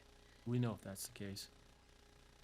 It doesn't matter because our ordinance requires a minimum size of 1,100 square feet. So whether they have it or not, our ordinance would prohibit them from building a smaller than 1,100 square, currently smaller than 1,100 square feet. By ordinance. By ordinance.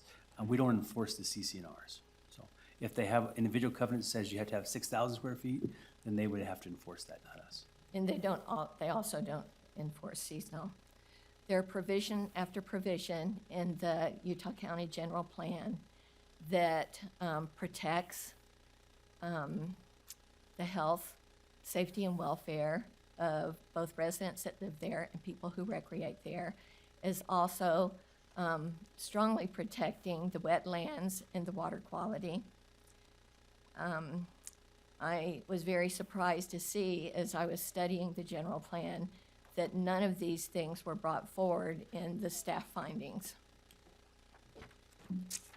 I would ask you to carefully consider, if you are choosing to support this ordinance, carefully consider crafting language that would not allow smaller lots, because smaller homes do not need larger lots.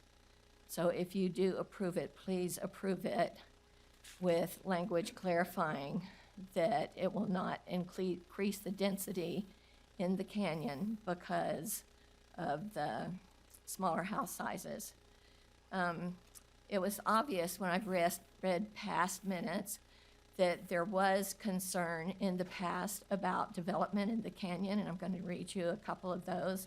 A moratorium was put on building in the canyon until a land use study was completed.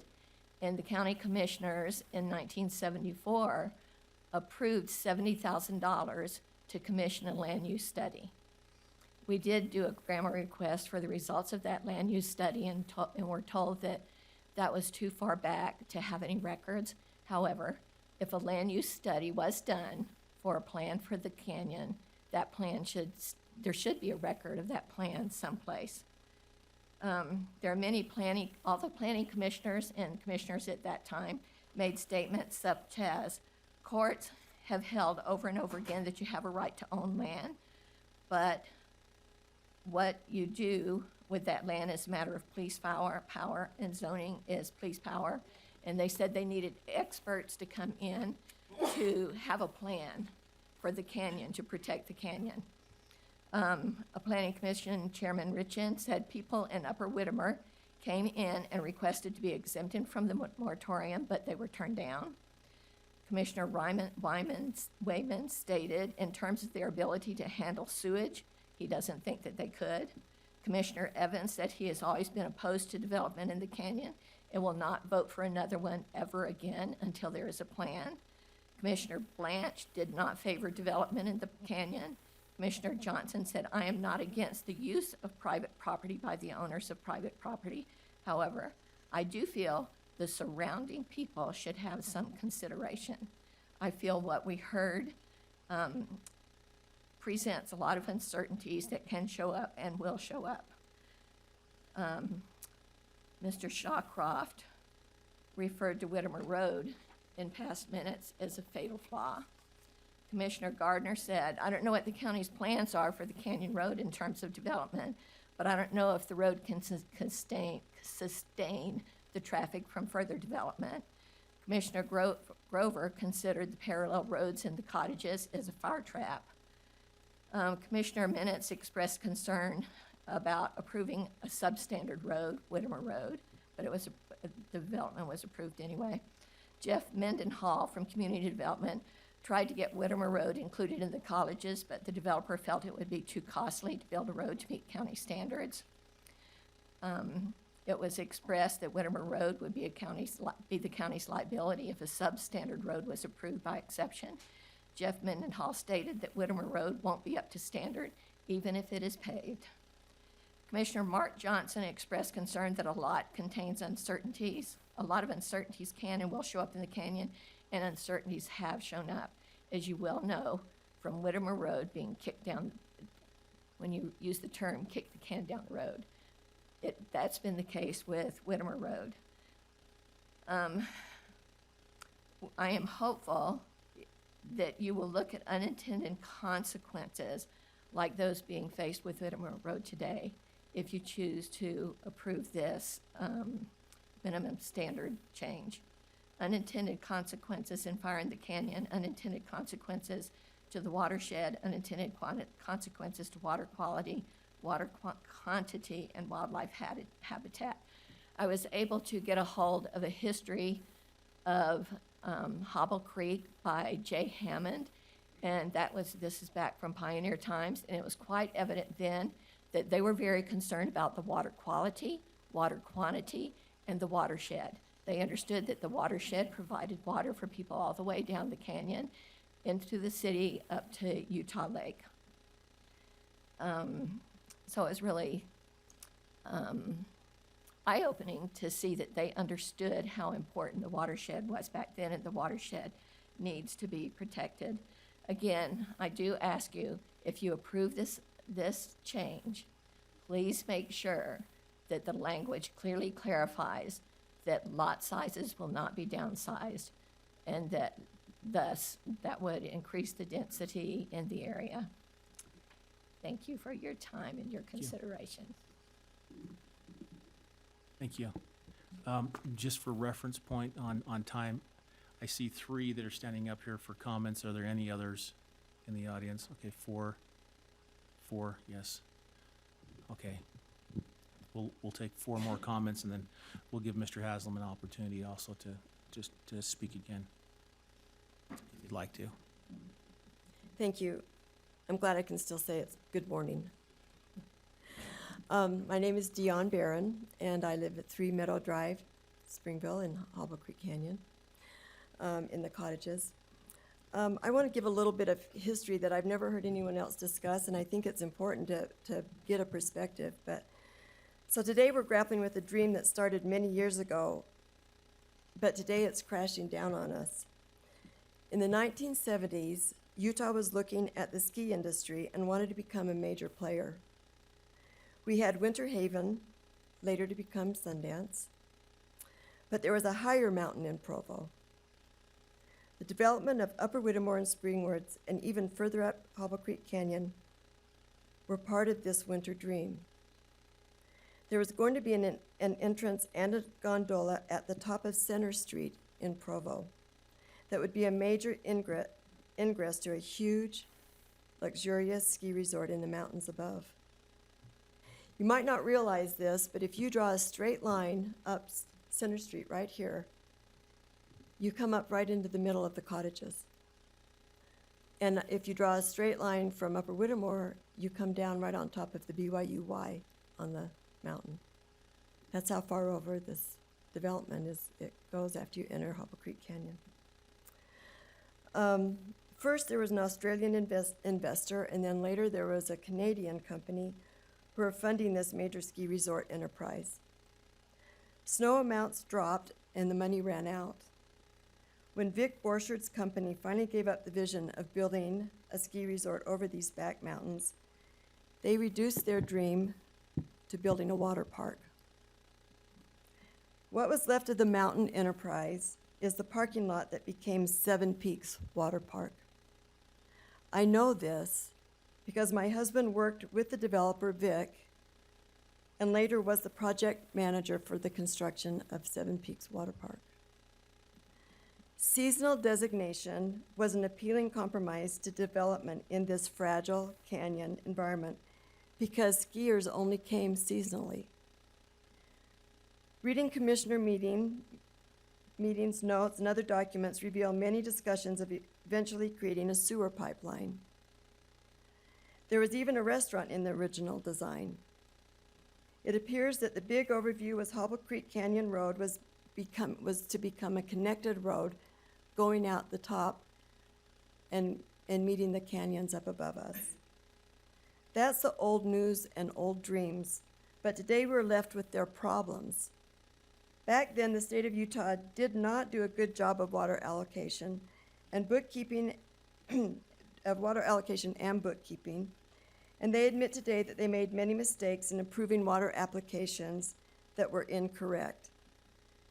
They are in the process of weeding through the problems through adjudication, and with a group of neighbors in the canyon, we met with the state engineer and Department of Natural Resources Division Water Rights. They shared their concerns about the many problems of water rights in our canyon, and their opinion was that our situation could well be the worst in the state, with over-allocated water as well as paper water that was not wet water, meaning it was non-existent. I want to bring to your attention when earlier this year when we were at a commission meeting, Blake Bingham, assistant state engineer, wrote a letter addressing the commissioners that he requested to be read before a county commission meeting. And I hope that we can remember that and put this on record for today, because in essence, he highly recommended that no additional developments be approved until adjudication of water in this area is complete. We had first been told it could be completed by September this month, but now it probably will be later towards spring. Can I interrupt you for a second? Mm-hmm. And that's just for you to address this and anyone else who plans to speak, because you're speaking of water issues and development.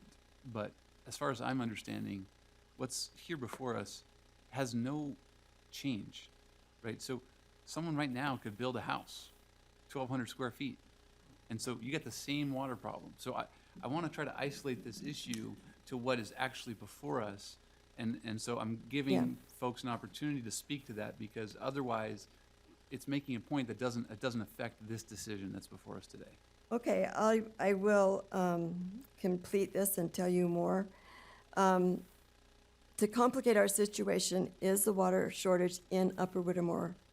And water quantities which were originally required by the county for Upper Whittemore to be approved was a minimal 0.78 acre feet per lot.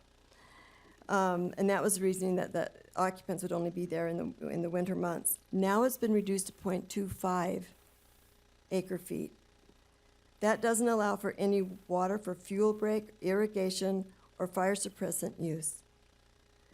But that is even worse, because there's a real possibility that there's not any water, that even that water is not available. The springs are becoming dry. When I was up there last week, lot 115 always had a pond with moose in it. It's dried up. We're not looking at that. This is something we should be looking at before we start reducing the square footage of a home and saying, let's bring more homes up here. Let's look at what water is there to service the home and to protect us that are already there.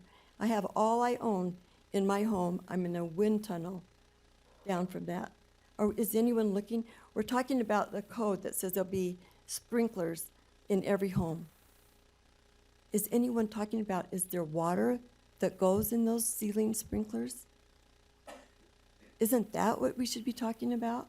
So again, are you here proposing other issues, or do you feel like this is connected to the ordinance? I we're feel like voting on? it's very connected because we're talking about a small home and you're making me feel, oh, it's going to be great because they're going to have sprinklers in the ceiling. Let's stop and find out if there water is in the sprinklers before we talk about, let's let everyone make a vacation home up there. We don't want a vacation home up there because that fireball affects us. Is there water in the pipes? A vacation home does matter. That's not a priority. It seems like that's the discussion. Let's make vacation homes for everyone. Bring them all up here. Do you want to bring them up here before the real problems are solved? And that's where Mr. Miyagi was making his point as well. We've been fortunate that there hasn't been more homes built because the problems up there haven't been solved. So in inviting more homes up there, which is what this proposal is doing, and that is the reason behind it, you're making a greater problem before it's solved. Well, I would say that is perhaps your belief of what the effect of this would be, is that there would be more homes, because it's actually not authorizing. Anyone who would build a home there would already have a right to build a home, right? It's just that now they could build a smaller one than they would otherwise could. That's exactly right, and that is exactly why the reasoning for this proposal is because it now offers affordable housing because you can have a smaller home. Let's not reduce the size of homes just to give someone a vacation home. Why are you changing the zoning sizes of a home so more people can live there before you know what the problem is and how to solve it? That's exactly my issue. Don't make it easier or more complicated because these people don't know there's not water there. Solve the problem. This is an important part. When I sent the grammar request to Diane Sumoto, she responded with, I sent your grammar request for a copy of the 1974 land use study to half a dozen different departments in an attempt to find what document, to find that document.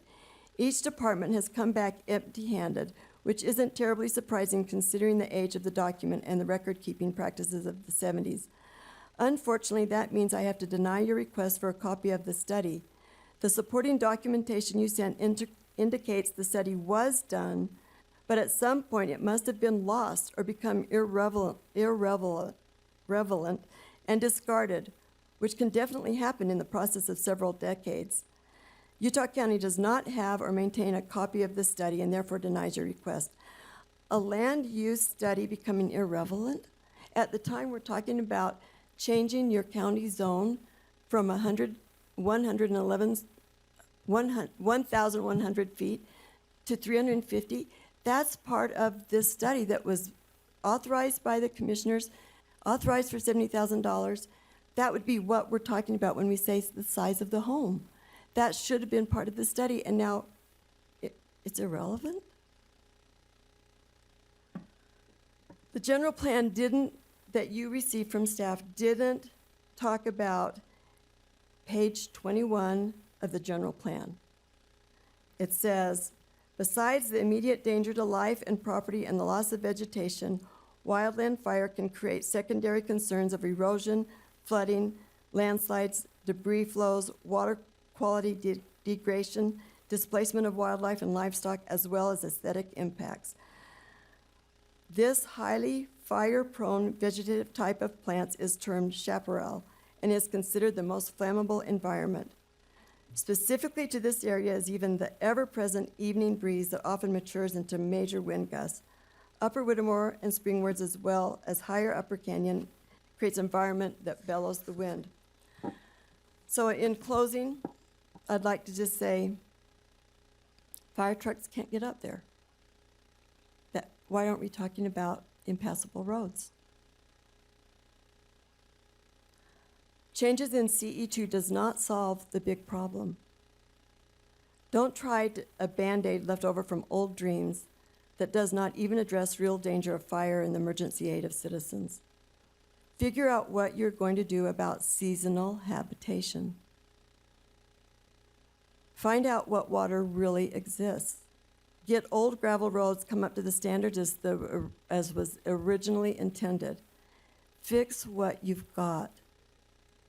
And now I urge you to listen to water quality officials who warn us not to do any further development, including making homes smaller and inviting people into a problem that's not fixed. Address the problems. I appreciate this time to address you. Thank you. Thank you. Hi, my name is Liz Mack, and I live at 641 Hobble Creek Canyon. And I want to first thank you guys today for allowing us to come and to express our concerns that we have at this time. I am a landowner up in Upper Whittemore. I have 3 lots up there, about 40 acres. And years ago, we decided to invest in the property, and we built a cabin. And as my 2 boys got bigger, we invested again and built another cabin up there. So we have 2 cabins. And I just really feel like we obeyed what the rules and regulations were with the CNRs, and I felt like we had a contract with ourselves and the HOA and with the county of what those rules had to be, and we live by those rules, and I think it's wrong that somebody can come in now and build a 350 square foot home. 350 square feet. For sure, what that will do is diminish our investment, and it will lower our property values. That's just a given. It's just going to happen. And like I said, we live by those, and I just don't think it's right that we get hurt when we obey those rules. There's other issues also, though, that you heard mentioned. Upper Whittemore is a mess. It is a mess up there. I can't think of almost anything that is right up there, whether it's fire trucks getting up there, the water, you talk about the water. I can tell you right now, when I turn my water on, it drizzles. I can barely flush a toilet up there. And I understand what you're saying as far as that there's no more lots. As what's been approved is that amount of homes. But I share the other concern that in future, I've seen it time and time again, whether it's with another commission or whatever it is, that will change when it has tiny homes, that they don't need that kind of property, you know, to have a home on there, and they make smaller lot sizes. The other issue is immediate, and that's going to be with 350 square feet, that we are going to have a higher density overnight, people moving in. And I can tell you right now that Upper Whittemore and the Canyon is not ready for such a thing. It's a mess up there.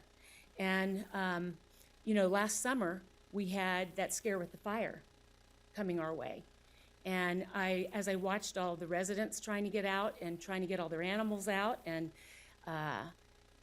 it was a mess, but not even, it wasn't even the threat right there. If we ever have a wind coming up that narrow canyon and trying to get that kind of density out of there, until we're ready for it, there's just no way you're gonna get people out of there. There's one way in and one way out.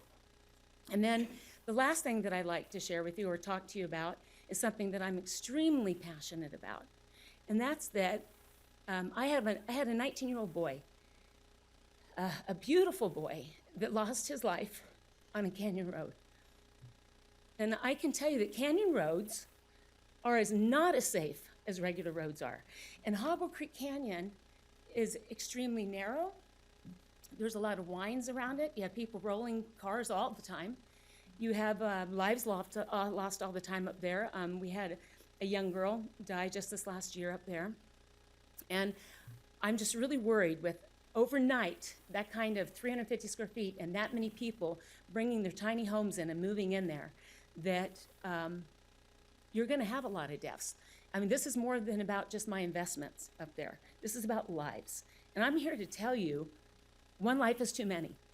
And it isn't just the life that's lost, it's those that are still here that never get over it. I was, the girl that died just a little while ago, I was about 4 cars behind, waiting till they removed her. it is a dangerous road. And I just think that overnight, we're gonna have an influx of people if it's 350 square feet. So, thank you for your time, and thank you for listening, and I hope you take all this into consideration. Thank you. Thank you.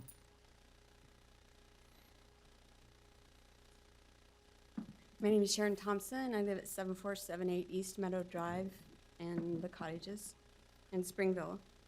I was just wondering that one man made a proposition for the CE2 change, and one man commented on finding affordable housing, and it passed the county commission 3-1.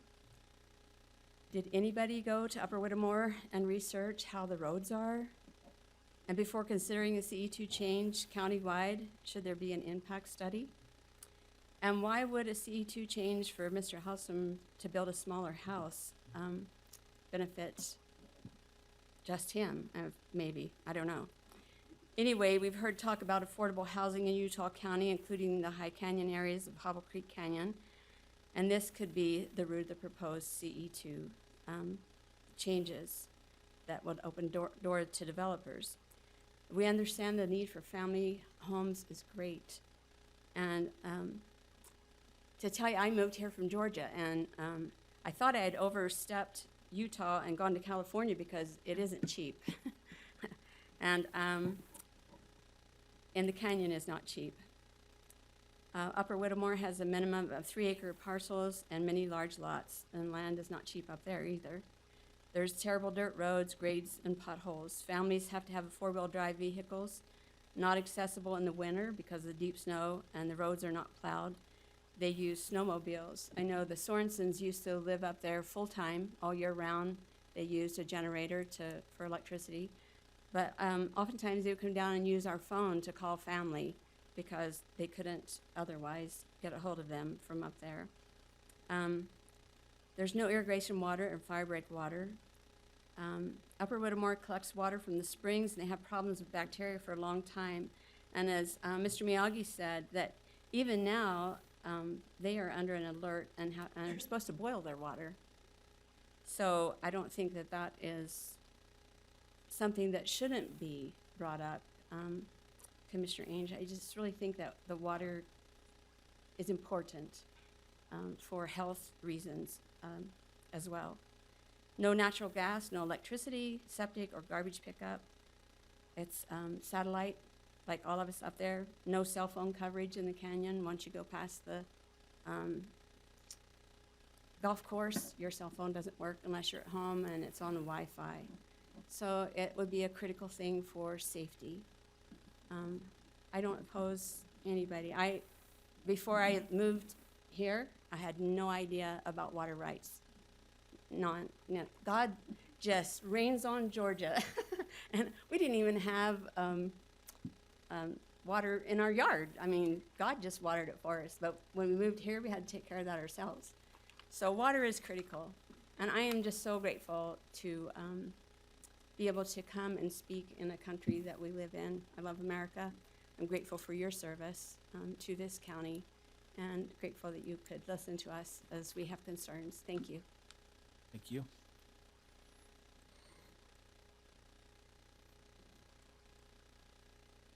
My name is Janice Reeb. I live at 146 Hobble Creek Canyon Road in CE2, unincorporated Utah County. I've been here before. It's the same issue, same song, different verse.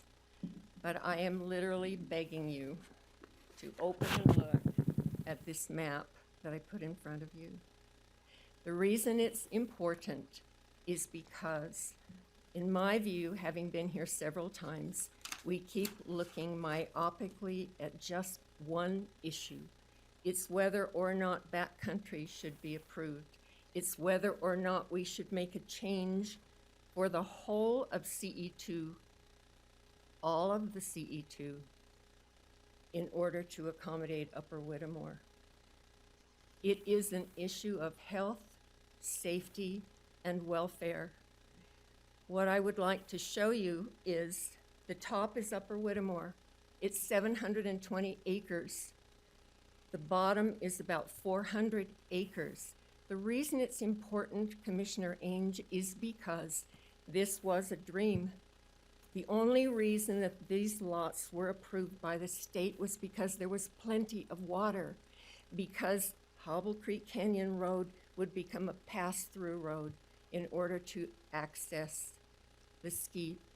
This is a leftover process that is now coming to a situation where we're trying, again, as Dion said, to deal with problems of the past. In the staff report, or I guess it was in Bryce's comments, it appeared to be that this was an unusual thing. 7 out of the 10 subdivisions that are in the CE zone in Hobble Creek Canyon were seasonal. The only one reason this is still seasonal, because I believe it's Mother Nature. Bryce has also said that the policy of the county is to bring all of this up to standards. But it's been 40 years. This blue road is still a washboard road, it's still a gravel road, it's still more than an 8% grade, and a fire truck can't go up it. That's why Dave Shawcroft said it was fatally flawed. There's only one way in, and there's an easement over it with the blue. At this little X in this corner, it's where it changes. When I listened to Tom Lydiard, he was the only one of the three who voted not to approve this. He expressed concerns for health, safety, and welfare.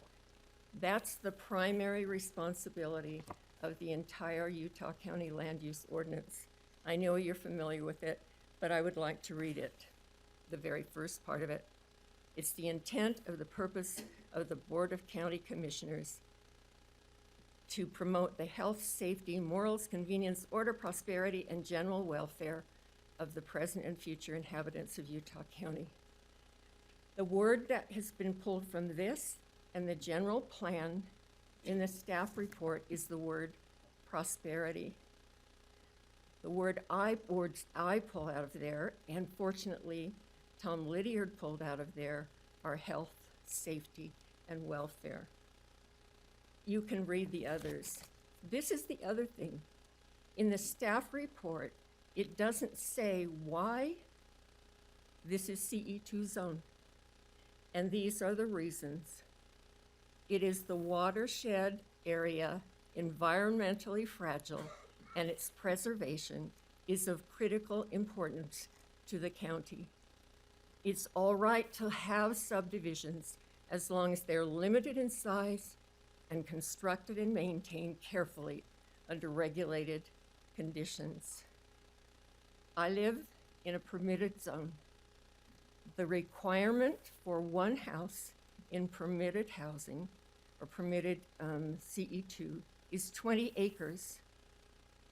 If we're going to look at reducing the 1,100 square foot requirement, maybe it would be better if we also looked at the 20-acre component of that. Maybe we need to say you don't have to have 20 acres to put a home there. I know that much was said about density and that it's already platted and that there won't be a problem. But I drove up there, again, I did that.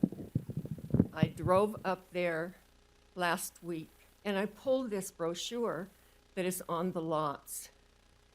We've been assured that a tiny home or a 350 square foot home would have to meet all the standards. That means septic systems. That means it has to conform with whatever the international standard is. It also means that it's much more expensive than a car to build in Upper Whittemore. I would like to read what it says.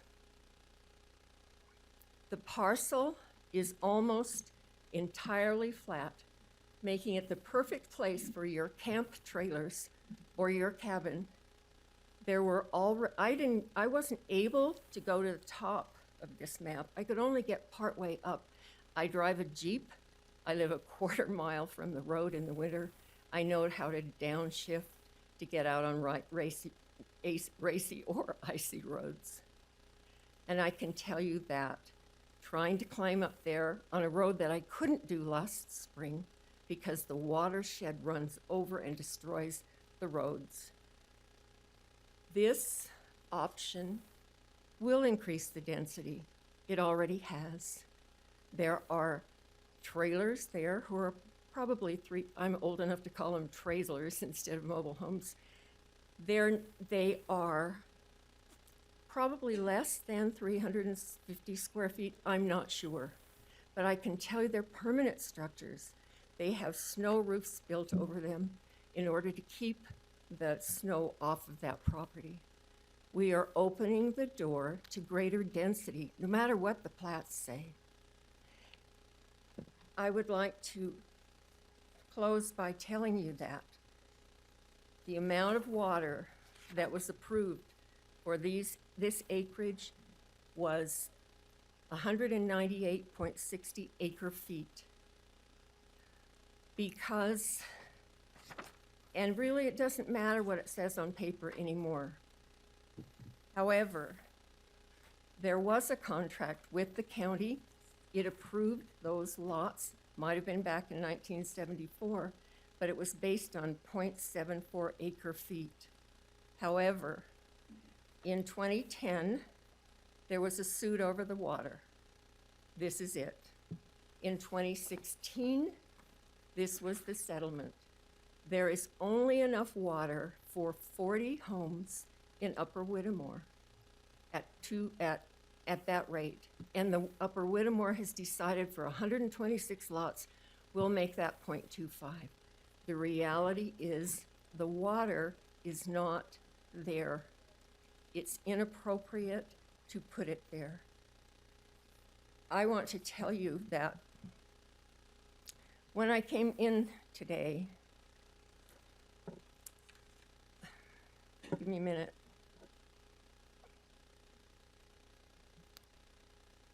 When I came in today, I said to myself, I'm never coming back. I don't get listened to, and there are issues that are really problematic that continue to be kicked down the road, and I'm not putting it on your shoulders. It's a 40-year-old problem. And then I thought about, why am I coming back?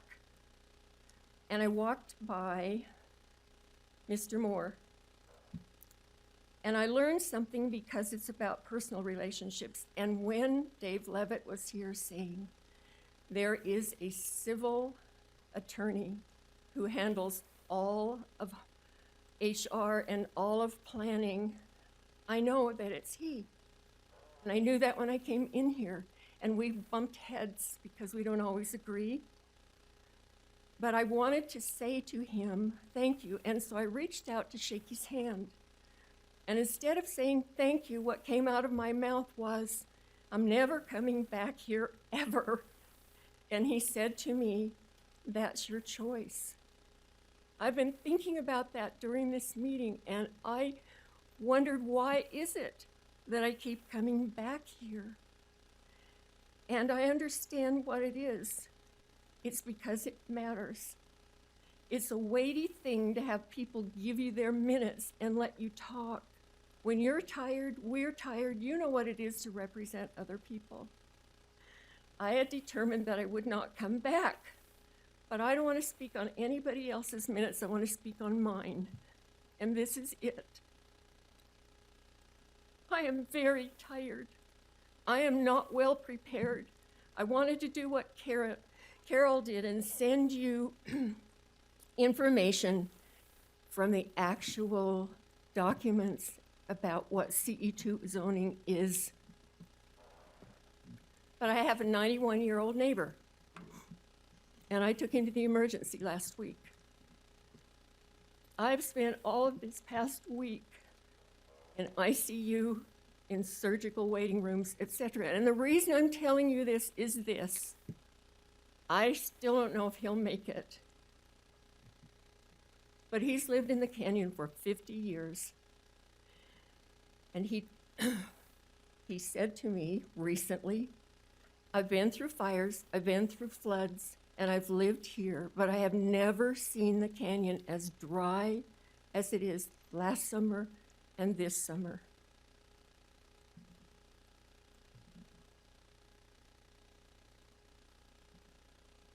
Before he went into surgery, he opened his eyes and he said, "Have I told you how important what you're doing is? Not just for this county, not just for this canyon, but for anybody who lives up here. It's about water. It's about roads. It's very difficult to get in and out of there. It is a matter of safety."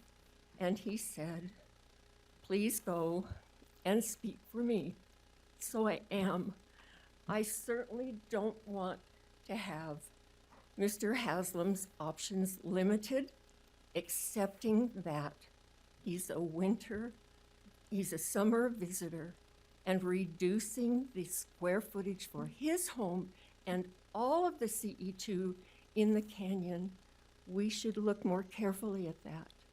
And so I guess you can look at that as this one issue, but those requirements are not kept in place. The policy of the county may be that it will be simply enforcing those standards. They're not enforced.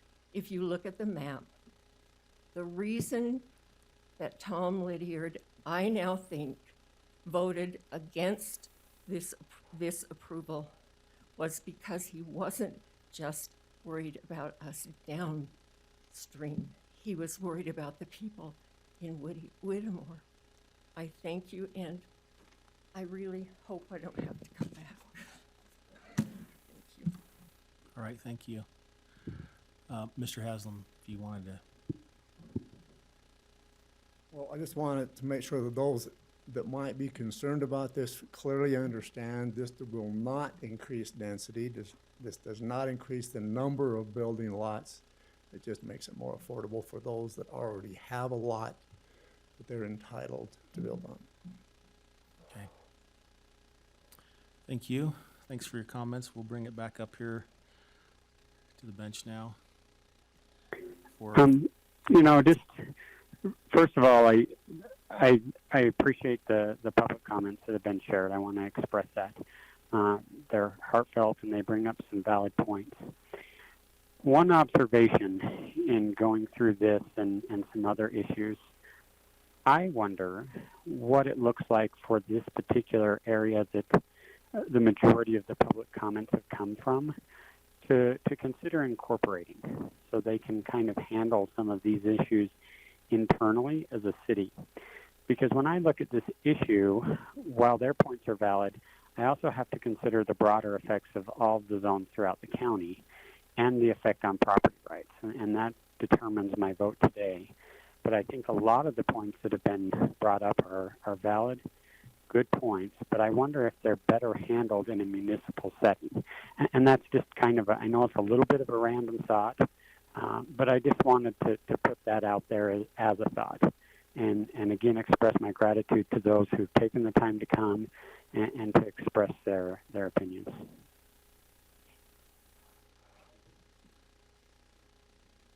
For me, this is an interesting issue. On one hand,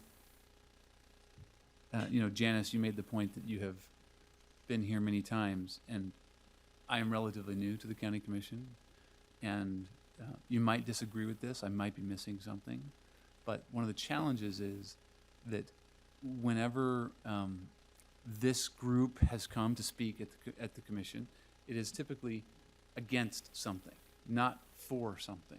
So I'm hearing a bigger issue of changes that need to happen, and I'm wondering why we can't have some agenda items for some of those changes that the community would like to see, and that is something that we can address. As it relates to this specific agenda item, I've stated pretty clearly that, unfortunately, looking at it from that narrow lens, this does not change density. And so a lot of those concerns that were mentioned, I don't think that they are directly relevant. but you have caused me to think about what are the indirect effects of, if the county has a responsibility, if the county is aware that there are some real concerns that currently exist, should we be mindful of our need to regulate that area and maintain that area if we know that a direct effect of this will be additional traffic through the canyon? And even though this is the same amount of development, we know that it's likely that more people will be prepared to build. So let me see if the staff have any comment on that. Do we, and that's might be different, that might be out of some of our typical staff members' kind of purview of where to speak to, but I'm just curious if there are comments on the level of congestion, the condition of the roads, and some of these other issues. Well, before maybe staff comes up, I intend to vote no on this, and I'm going to kind of explain why. There was a fight that went over between Utah and Nevada, and it was all about water. Ironically, Nevada was sticking a straw way into the earth to pull water out, and the water was on the Utah side, and so there was that started a big conversation and litigation and everything that was going on. Why was that? Why would the governor be so adamant about protecting that water?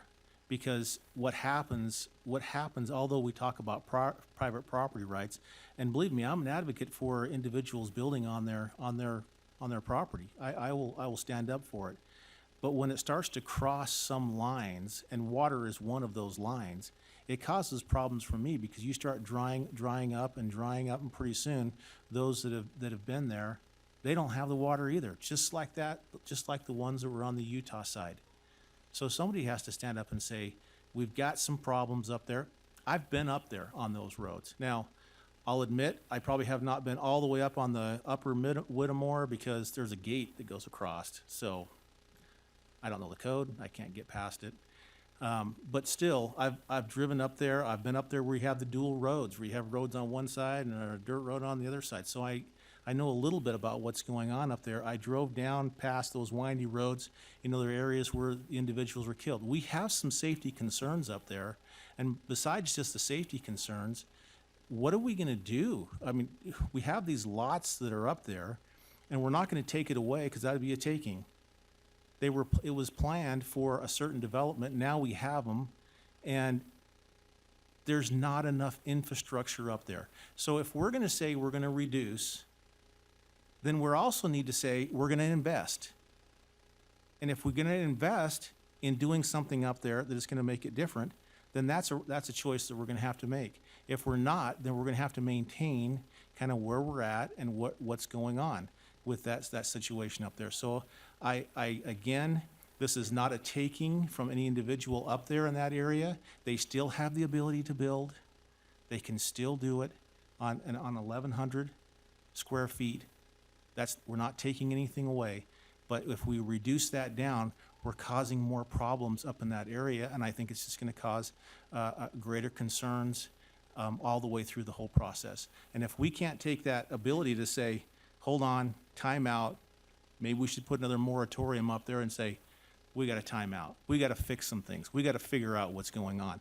If we can't do that or have the ability to do that, then we need to invest.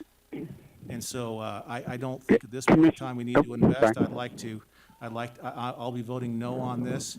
Not that it's something that couldn't happen in the future when we have a climate or a different opportunities with infrastructure, but right now is not the time to do it. So part of my question then, Commissioner Lee, would it be best then for us to put a moratorium on this particular location, but still allow this ordinance to pass, so that those people who would be affected in other parts of the county would still have that enhanced property right, so that they could build these tiny homes in their area? But if there's one area that's concerning, then place the moratorium there, but still pass the ordinance, allowing the other areas where there aren't the same type of water concerns to move forward with what I believe is a good enhancement to county property rights.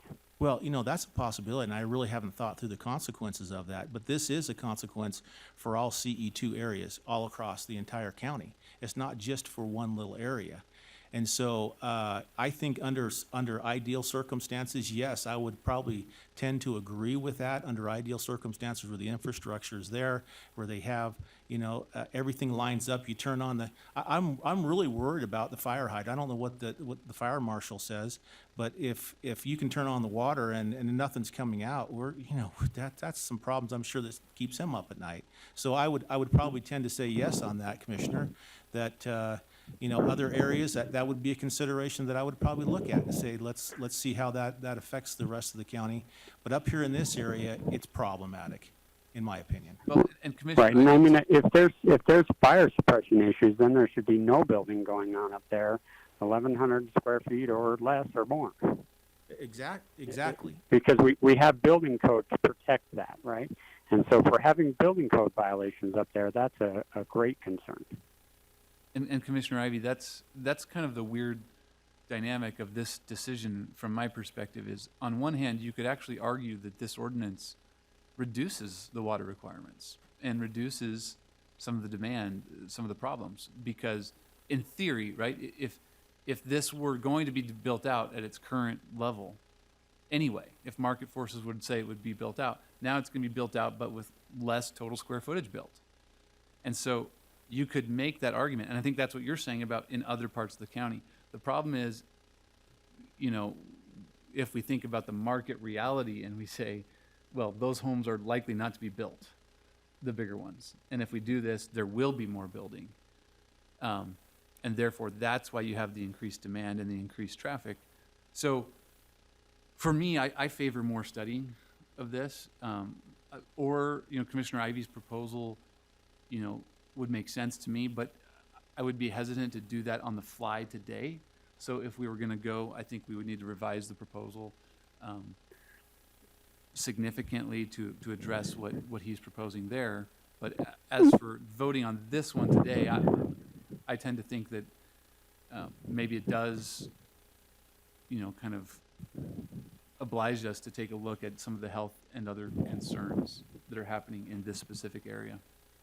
Yeah, and I certainly wouldn't want to try and do something on the fly today involved the moratorium and stuff. That was actually just a thought that had come to me as I listened to the public comment and Commissioner Lee's comment, and such. So I would agree with that. We'd have to take some time to craft it appropriately, but that was simply a thought I had. Bryce Armstrong with staff again. A lot to unpack there. I'll just kind of be brief. So this area, Hobble Creek Canyon specifically, all the areas that are designated as CE2 were designated in the 1976 land use revision, which I believe was part of the study that was for the entire county. And so our staff and a previous staff have always beaten the drum of you got to be very careful about approving zoning designations in areas of critical environment. There has not been an additional CE2 zoning designation approved or recommended for approval in the Hollow Creek Canyon since 1976, and there have been requests. And staff has been consistent in pointing out the concerns of development in these areas, not just Hollow Creek Canyon, Alpine area, areas that there was a CE2 request there.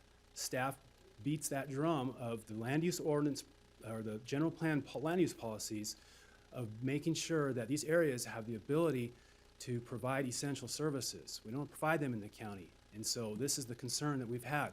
There's been only one additional mountain home development approved since 1990 or 1999. It was when the cottages, who many of these people live in, their staff had significant concerns about approval of that development. That was in an existing CE2 zoning, so there was not a zone change, which we look at those impacts that Commissioner Ainge referenced, that were referenced in the general plan. And those were brought to the attention for a permitted conditional use, which the cottages were. The only other mountain home development we've had approved is down in the Birdseye area, Eagles Landing. Staff recommended disapproval for that. It was for a CE2 zoning for these exact reasons: remoteness, lack of fire service, lack of water provision, and we've had challenges there. And so I kind of want to stick up for staff a little bit, because we've been very aware of these things in our land use policies and been consistent about raising the flag or the alarm about development in these potential areas. Basin Canyon, we just had a development. It wasn't a CE2 zoning, but we're trying to be consistent about making sure that these things are accounted for in the county. And so, you know, Bryce, could I ask you a quick question? And maybe I missed it earlier. What do we understand the typical water use change if someone's building a smaller home, you know, a 350, 400 square foot home versus an 1,100 square foot home? Have we calculated out what that looks like in a difference in water usage?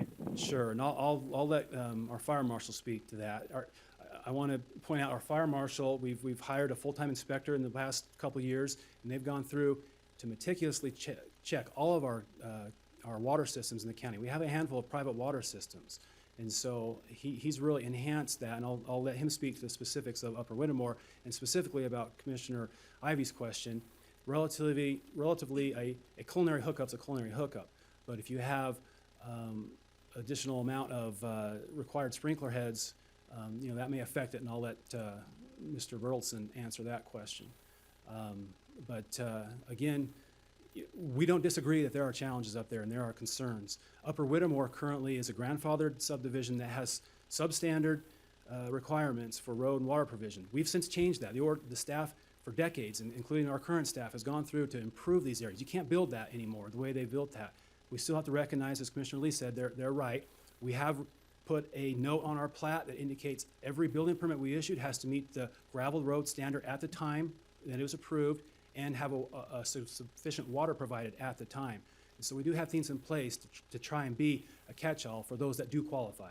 I may refer to Mr. Bertelson on those specific questions. You know, Bryce, thank you for that, and I think you would agree that CE2 areas, you know, because I mean there are times in which we have building going on in a CE2 area in which they connect onto the sewer system for the neighboring city, right.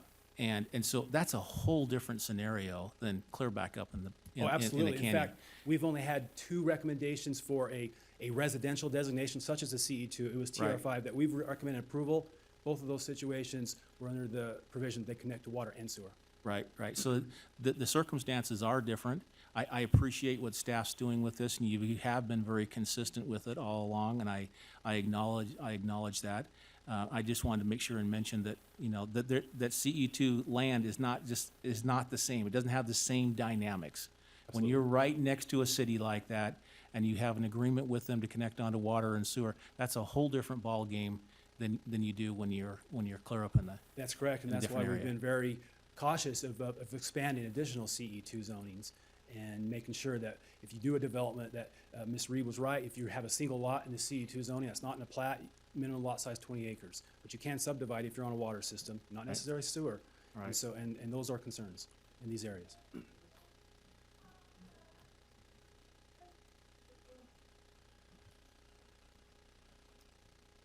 Kurt Bertelson, County Fire Marshal, and I feel bad for you guys. This is such a hard decision. To reduce the square footage size of a house does affect water in a couple of ways. You're gonna have less fixtures in the house that people are using, which theoretically should reduce in a small amount. The other thing that you made mention of is sprinkler heads. Tiny house is gonna, you know, as I look at plans for those, maybe 4 heads. Residential sprinkler head flows 13 gallons per minute. So you consider a tiny house over our average size home in the county. Our average size home will typically have over 60 heads. If it's fully engulfed in fire, every head is going to open, and it's going to flow 13 gallons per minute per head. And so that stands true with a tiny house also. And so Upper Whittemore, yes, is limited. They've got 2 water tanks up there. Both are 25,000 gallons. Part of the system has access to 50,000 gallons. However, parts have only access to the tank that's above them, if that makes sense. And so that is their water system. Last year, I kind of took it upon myself. So in the years past, we have always relied on the water system owners to test their own hydrants. Last year, I took it upon myself to to try to test every system that we had. Maybe not every hydrant, because I can't do that, but try to test every system. Upper Whittemore, unfortunately, they have 44 hydrants on their system. 22 of them were bad last year. 22 of them were bad, meaning that either they did not have water to them or they wouldn't open. Upper Whittemore has worked diligently to correct that. They're down to 4 now that do not work, and they're working to fix that. This year we tested their system, testing 3 hydrants in their system, and averaged about 600 gallons per minute at those hydrants. Now, yesterday I had a meeting with Dion, and she was saying that she has heard, kind of sounded like a through the grapevine thing, that some of their springs are dry that feed those tanks, those specific tanks. I don't have knowledge of that, but we will check into that. That's of great importance to us. But as it sits, the size of the house, while yes, it may encourage a few more people to build up there, from a firefighting standpoint and the fire danger up there, you know, any fire up there is dangerous. Springville's 30 minutes away. And so whether it's a big house or a little house, it's going to be fully engulfed. When the fire department gets there, odds are they're going to go into defensive strategy, and they're going to defend the surrounding houses, and they're going to let the one that's on fire go. That's kind of how we do it. The fire service right now, well, let me back up a little bit. 31 years ago, when I got into the fire service, we had a 12-minute window. If we could arrive on a fire within 12 minutes, we could make entry and go in. Because of polymers and building materials and different things like that, that time's been reduced to 3. And so having that in mind, that further illustrates why once Springville gets there, they're going to defend other properties and defend the wildland areas, and not probably put a lot of resources on the structure, on that structure. Tiny houses would, yes, have to be built to code. There's in the world of tiny houses, I think some of them are built on trailers. I don't think that's something that's allowed by building code to be a building. So I don't know how that would be addressed, but the building code would require that they sit on a foundation, that they would have the WUI requirements, as in exterior walls meeting a certain fire standard, fire sprinklers, roofs, decks, all those things would have to be built to a certain code. So Question for you. You said, what was the gallons per minute on? 600. 600, and you said coming out of one tank, sprinkler, so sprinkler Oh. head was 13 gallons per minute? 13 gallons per minute. So if I divide that, that means you get 46 heads, sprinkler heads. Okay. So a sprinkler head, one head will cover, a residential will cover about 18 feet. Right. And so when you figure out a tiny house that's going to be about 9 feet, you know, whatever its dimensions, down to that 350 square feet. Yeah, so I'm looking at the total area up there. If you got one area that covers one tank at 600 gallons per minute, and that means you got 46 heads that it can service. Okay. Yes. I don't know what's up there. I have no idea. Right. Uh, I but see. that's- I see what you're saying. Yes, and that would be correct. If The idea it's is fully functional, if it's right. at that level. The idea is in that fire service is that we don't anticipate every house being on fire.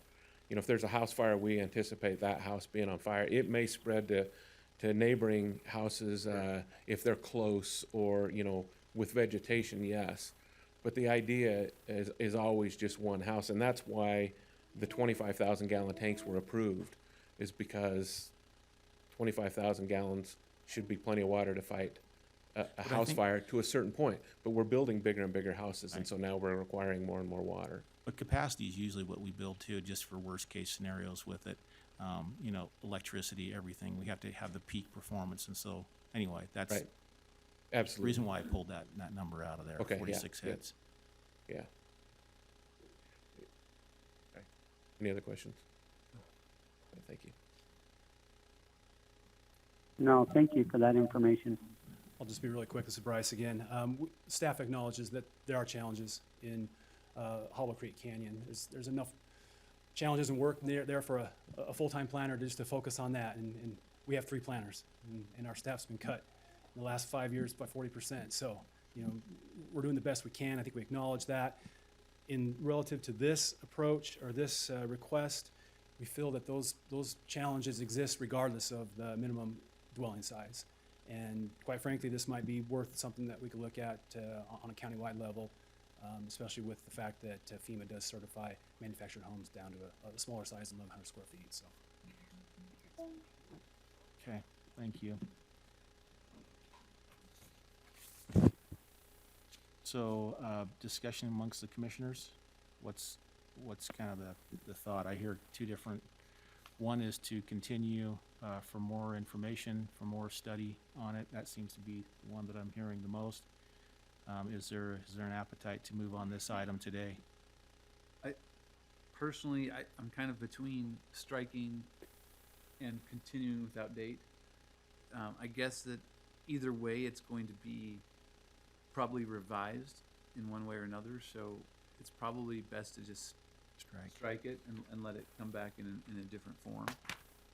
My question there is, if we strike, does it have to go back through the planning commission? Yes. Okay, so maybe If we continue without date, well, It'd be better to continue with that date. You have a current application by a person who has filed that application, and so I think if you strike it, it's essentially, you might be like denying it essentially now at this point. If you're going to continue without date, then I would also recommend that you state what you would like to see done to come back, if anything. I would prefer that we go and continue it with a date, even if the date is a little bit further out. These continuing without dates kind of have a freezing effect on a lot of stuff that goes on, and if we wanted to move or do something else up there, we have something continued without date sitting on the table, so. I personally would be fine continuing it for maybe 2 weeks or a month. Because I'll be honest, I personally favor the general proposal. I like reducing the required square footage. I like that. I think it's a good thing for property rights. It provides more flexibility. I like the tiny home concept. I like the impacts that they have on the environment, especially in CE2 zones. I think they're, a lot less intrusive into those particular critical environments as far as their footprint and impact. So I really like the concept and think there's a lot of great things around reducing the square footage requirement, especially in the CE2 zone. But given the concerns of one particular area and some of the water rights stuff, I'm happy to continue it to try and find a way to get it passed, but address some of the valid points raised today. I'm also, I'll make a motion here to do that. I'm kind of curious because I read through the Planning Commission notes on this, and I don't think that the Planning Commission, again, in theory, when you look at the change, when you look at this on paper, you say, oh, what's going to be the impact of moving it from an 1,100 requirement to this smaller requirement? And the answer is, and people have made the property value argument and all that, but the truth is that's not going to have any impact on the water, really, or the congestion, if you start with the assumption that there's either going to be 1,100 square foot home minimum or the smaller one. But I would have hoped that the Planning Commission would actually not just think about it on paper, but consider the realities on the ground, the realities of, if you pass this, is it likely to be more development, even if that's not what you're actually passing. So, Well, another option that we can do is send it back. and the have Planning them Commission. consider that. So, but Direction. I'm fine. I will move. That will give me an opportunity to hear from more folks on this as well. I'll move that we continue this for 1 month. Second. You have a date? What's the specific date? I think October 8th is a date, is that right? Let's see. Because one of the matters today was to set a public hearing for that date, so I think that may be one of the available dates. Yeah, October 8th is a Tuesday, October 15th is also a 8th. Tuesday. Okay, I move that we continue till October 8th. Is your second still intact with that? Yes. Okay, I got a motion and a second to continue this till October 8th. All in favor? Absolutely, yeah, Oh, that's fine. are you good? Yep. Okay. Sorry. All in favor? I'm looking at a calendar. And no, actually, this worked. Okay, motion The stacked. 15th might be better. Okay, if Actually, Nathan's Tanner, saying you the wanted same to thing, move it there. I was hesitating as well. So let's continue for the 15th. That, 15th? that works a little better, I think. Your second still good on the 15th? Yep, second on the 15th. All right, a motion and a second to continue this till October 15th. All in favor, say aye. Aye. Aye. That, hold on. It's not a county commission meeting. Oh, because that's Columbus Day. Oh, let's go back to the 8th then. Or the 22nd. The 22nd would be fine. Okay. I move that we continue this item to October 22nd. Second. I got a motion and a second to continue this till October 22nd. All in favor, say aye. Aye. Aye. That passes 3-0. Commissioners, can we just, is there anything that you want staff to be doing between now and October 22nd, or are you planning on reaching out to them individually, or what's your thoughts there? I'll personally reach out with my questions. I'll say the same. Thank you. Appreciate that. Okay. We'll now move to items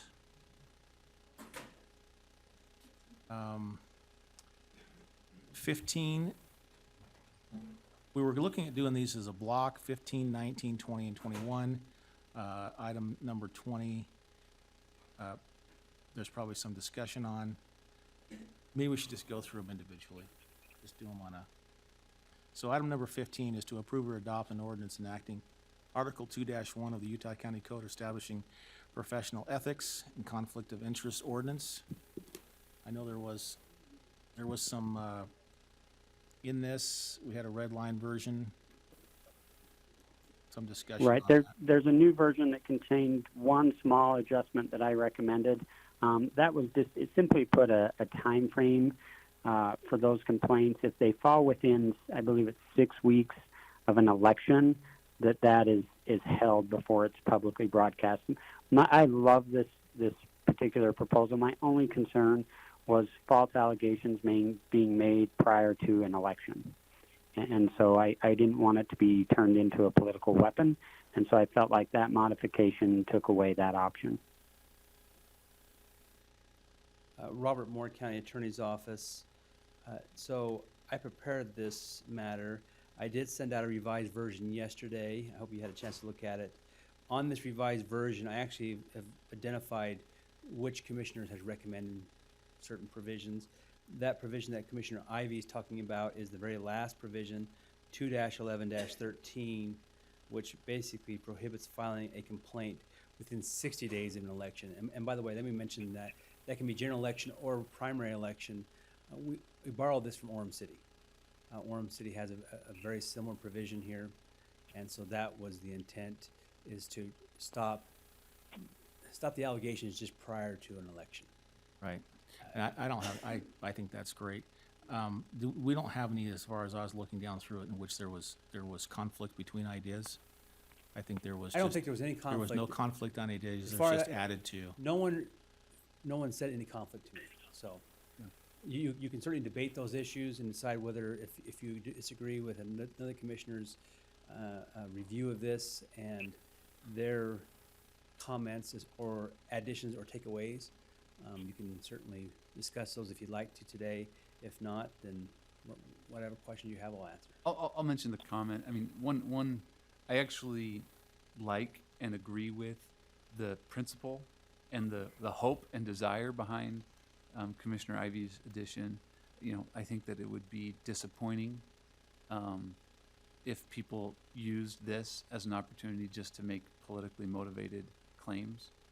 At the same time, I think that that is the reality. I think that even with this restriction, even if we did not pass this ordinance, I mean, that's what oftentimes some candidates choose to do, is make allegations or make claims. You know, whether we pass this or not, whether this requirement's in there or not, whether it's a formal complaint or just something that they say publicly. So, so for me, I don't know exactly what the efficacy of that addition will be, but I'm happy to support it because the spirit of it makes sense. And let me just mention on a side, a tangent, if you will. One thing to understand is if a complaint comes in, it would be forwarded to the Political Subdivision Ethics Commission, which is put forth by the state. There are other options here. The county could adopt its own Ethics Commission, or we could by interlocal adopt what's called a local government ethics commission. For example, we could adopt Orem's interlocal agreement or some other jurisdiction that may have one. I know Orem City has one because I reviewed their provisions related to this. So that's an option you can not to worry about today necessarily, but that's something you can think about in the future, is whether you want to continue to go with the default, if you will, the political subdivision ethics commission put on by the state, or whether you'd want to form your own or work with another jurisdiction to utilize theirs or some sort of agreement between the two of you. I'll tell you the reason why I like Commissioner Ivy's proposal on this. Not that it will alleviate all the problems that come about, but there was a candidate once that had an allegation of misconduct, professional whatever, when it comes to taxes and tax evasion. Well, the IRS, when that gets submitted, they have to investigate, and so they go under investigation to see what's going on. Just because you're under investigation does not mean you're guilty, but political opponents can use that and say so-and-so is under investigation with the IRS for tax fraud. That becomes damaging, even if it's completely false. And so I think that, for us in our matters with this thing, to hold off for these kind of circus tricks that go on is appropriate for us to say, let's hold off until afterwards and work it right. Now, I don't know, maybe it turns out to be true, but it doesn't mean that it stops any candidate from making those assertions on their own. But I don't think us as a body should react to that and help to validate something that may or may not be true. And those complaints would be addressed, they just wouldn't be addressed in that 60-day window prior to the election, or either general election or primary election.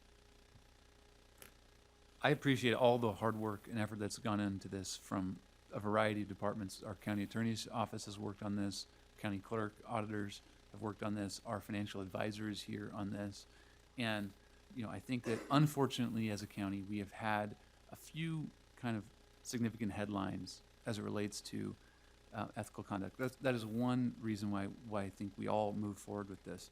Another reason why, and we want to tighten that and hopefully avoid any situation like that ever happening at the commission level or at any other elected official or employee level. Secondly, as we went through our bond refinancing last time, my understanding is that this issue, along with 19, 20, and 21, were flagged in the due diligence process that said, hey, you guys should really have this type of policy or this type of ordinance in effect. And so it was prudent to make sure that we put these in place before we went back to the market again, so that we don't get stuck with the same red flags. So I don't know if I stated that appropriately, but I would certainly welcome comment from either Mr. Dugdale or Ms. Jackson. I would strongly support that. And gentlemen, unfortunately, the funeral I'm here to attend is kind of going, and so I feel confident that this is passing, and I just wanted the opportunity to voice my support for it, and I kind of need to tend to some family at this time, if that's okay. We certainly respect that, Absolutely. Commissioner Ivy. Thank you for being a part of this meeting so far. Thank you. We'll just make note, on the record that Commissioner Ivy has left the meeting for personal reasons. Yeah, to echo Commissioner Ainge's comments, these policies are resulting from when we did refinancing earlier this year, at least for the financial related policies, the capital planning policy and the fund balance reserve policy that I helped draft. And some of the procedures, the county has had a capital plan in the past, but the process hasn't been formalized. So this allows us to have a 10-year capital plan that is approved by the commission, required funding for the first 3 years that helps us plan for our capital needs better. I think earlier in the meeting we referred to the $90 million balance or building that we don't have a fund balance to build. So I think these are fiscally prudent policies. The county also has had a fund balance reserve policy that was adopted in 2011, and this is the first amendment to that since that time.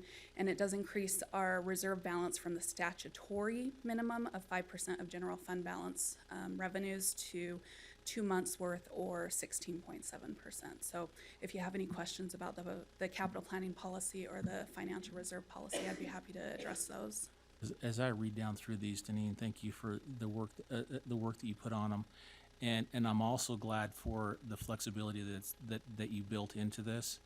I was really concerned that there was gonna be silos that, that say you can't cross that unless you go back in and change the policy again, but I appreciate that the flexibility is there. Thank you. Matt, did you have any specific comments that you were going to make? Other than commending the commission and staff for moving forward on these are very prudent, and Commissioner Angel, as you mentioned, were flagged during the rating process, and just want to again commend you for your vision and staff's work on these. It really puts the county as a front runner within the state, having these in place. My purview is under the debt management policy primarily, and it's very much in line with state statute and your bonding covenants already. So a very good policy to implement. In your view, will this just enhance our process as we go through due diligence again in the future, or could this also have an impact on our credit rating? It's tough to say. Credit ratings vary depending on the revenue stream, the strength of it, but it's definitely an important step to take, and I think will pave the way for better ratings in the future.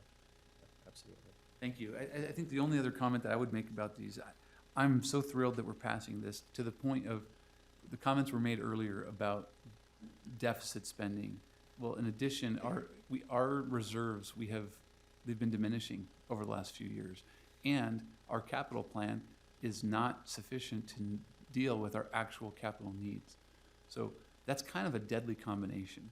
When you're not funding your current operating needs where you need to, and your reserves are diminishing, and your long-term capital plan is deficient, that is a symptom of this body and bad budgeting and bad long-term planning in the past. And so my hope is that with this policy, or this set of policies being passed, that we're going to be more proactive and looking long-term into the future in balancing the budget and preparing for the future of this county. Hey, Matt, will you, on item number 20, there's gonna be some little tweaks that we're gonna have to make on this, and so would you just kind of address those so that we know Sure. what they are? Absolutely. Quickly, the language, and I don't have the policy in front of me, but the language currently mentions the county maintaining a debt service reserve fund policy. Thank you, Deneen. And there'll just need to be a slight language tweak in that policy, because when you have funds set aside for debt service, they can be subject to what we call as arbitrage rebate. It's an IRS calculation. You can't earn more, say, in this account than the bonding rate, and it goes back to tax regulation. And so we'll just make a minor modification to that so that this fund would not be subject to that arbitrage, a word or two. So I would anticipate with that as we look at 15, 19, and 21, that we'd probably pass those as stated in our regular agenda. But 20 will have a little bit of a modification as we go through our bonding council. Correct. Through our bond council, provide that information to us. Thank you. Yep, they'll provide that correct information to us. So I would move that we approve regular agenda items 15, 19, 21, and 20 with the note that it will be resolved with the comment related to any arbitrage issues from our bond council. And suspending the rules with a lack of a third, I will second that motion. All in favor say aye. Aye. Aye, that passes 2-0.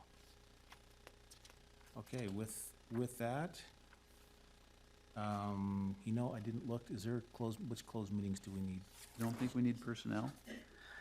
Just for a quick matter, won't take very Personnel? long, and 25. Say that again, sorry, I missed it. 24 and 25, please. So we can, Oh, you know what? I'm sorry. My numbering's off. It's 25 and 26. So, Okay. So we can strike professional 23 and competence and 24? litigation. I move that we strike items number 23 and 24. I'll second that. All in favor say aye. Aye. Aye. Move that we set a time, date, and location for closed meeting to discuss the items set forth in regular agenda items number 25 and 26 for this time and this date immediately following this meeting. And I'll second that. All in favor, say aye. Aye. Aye, that passes 2-0.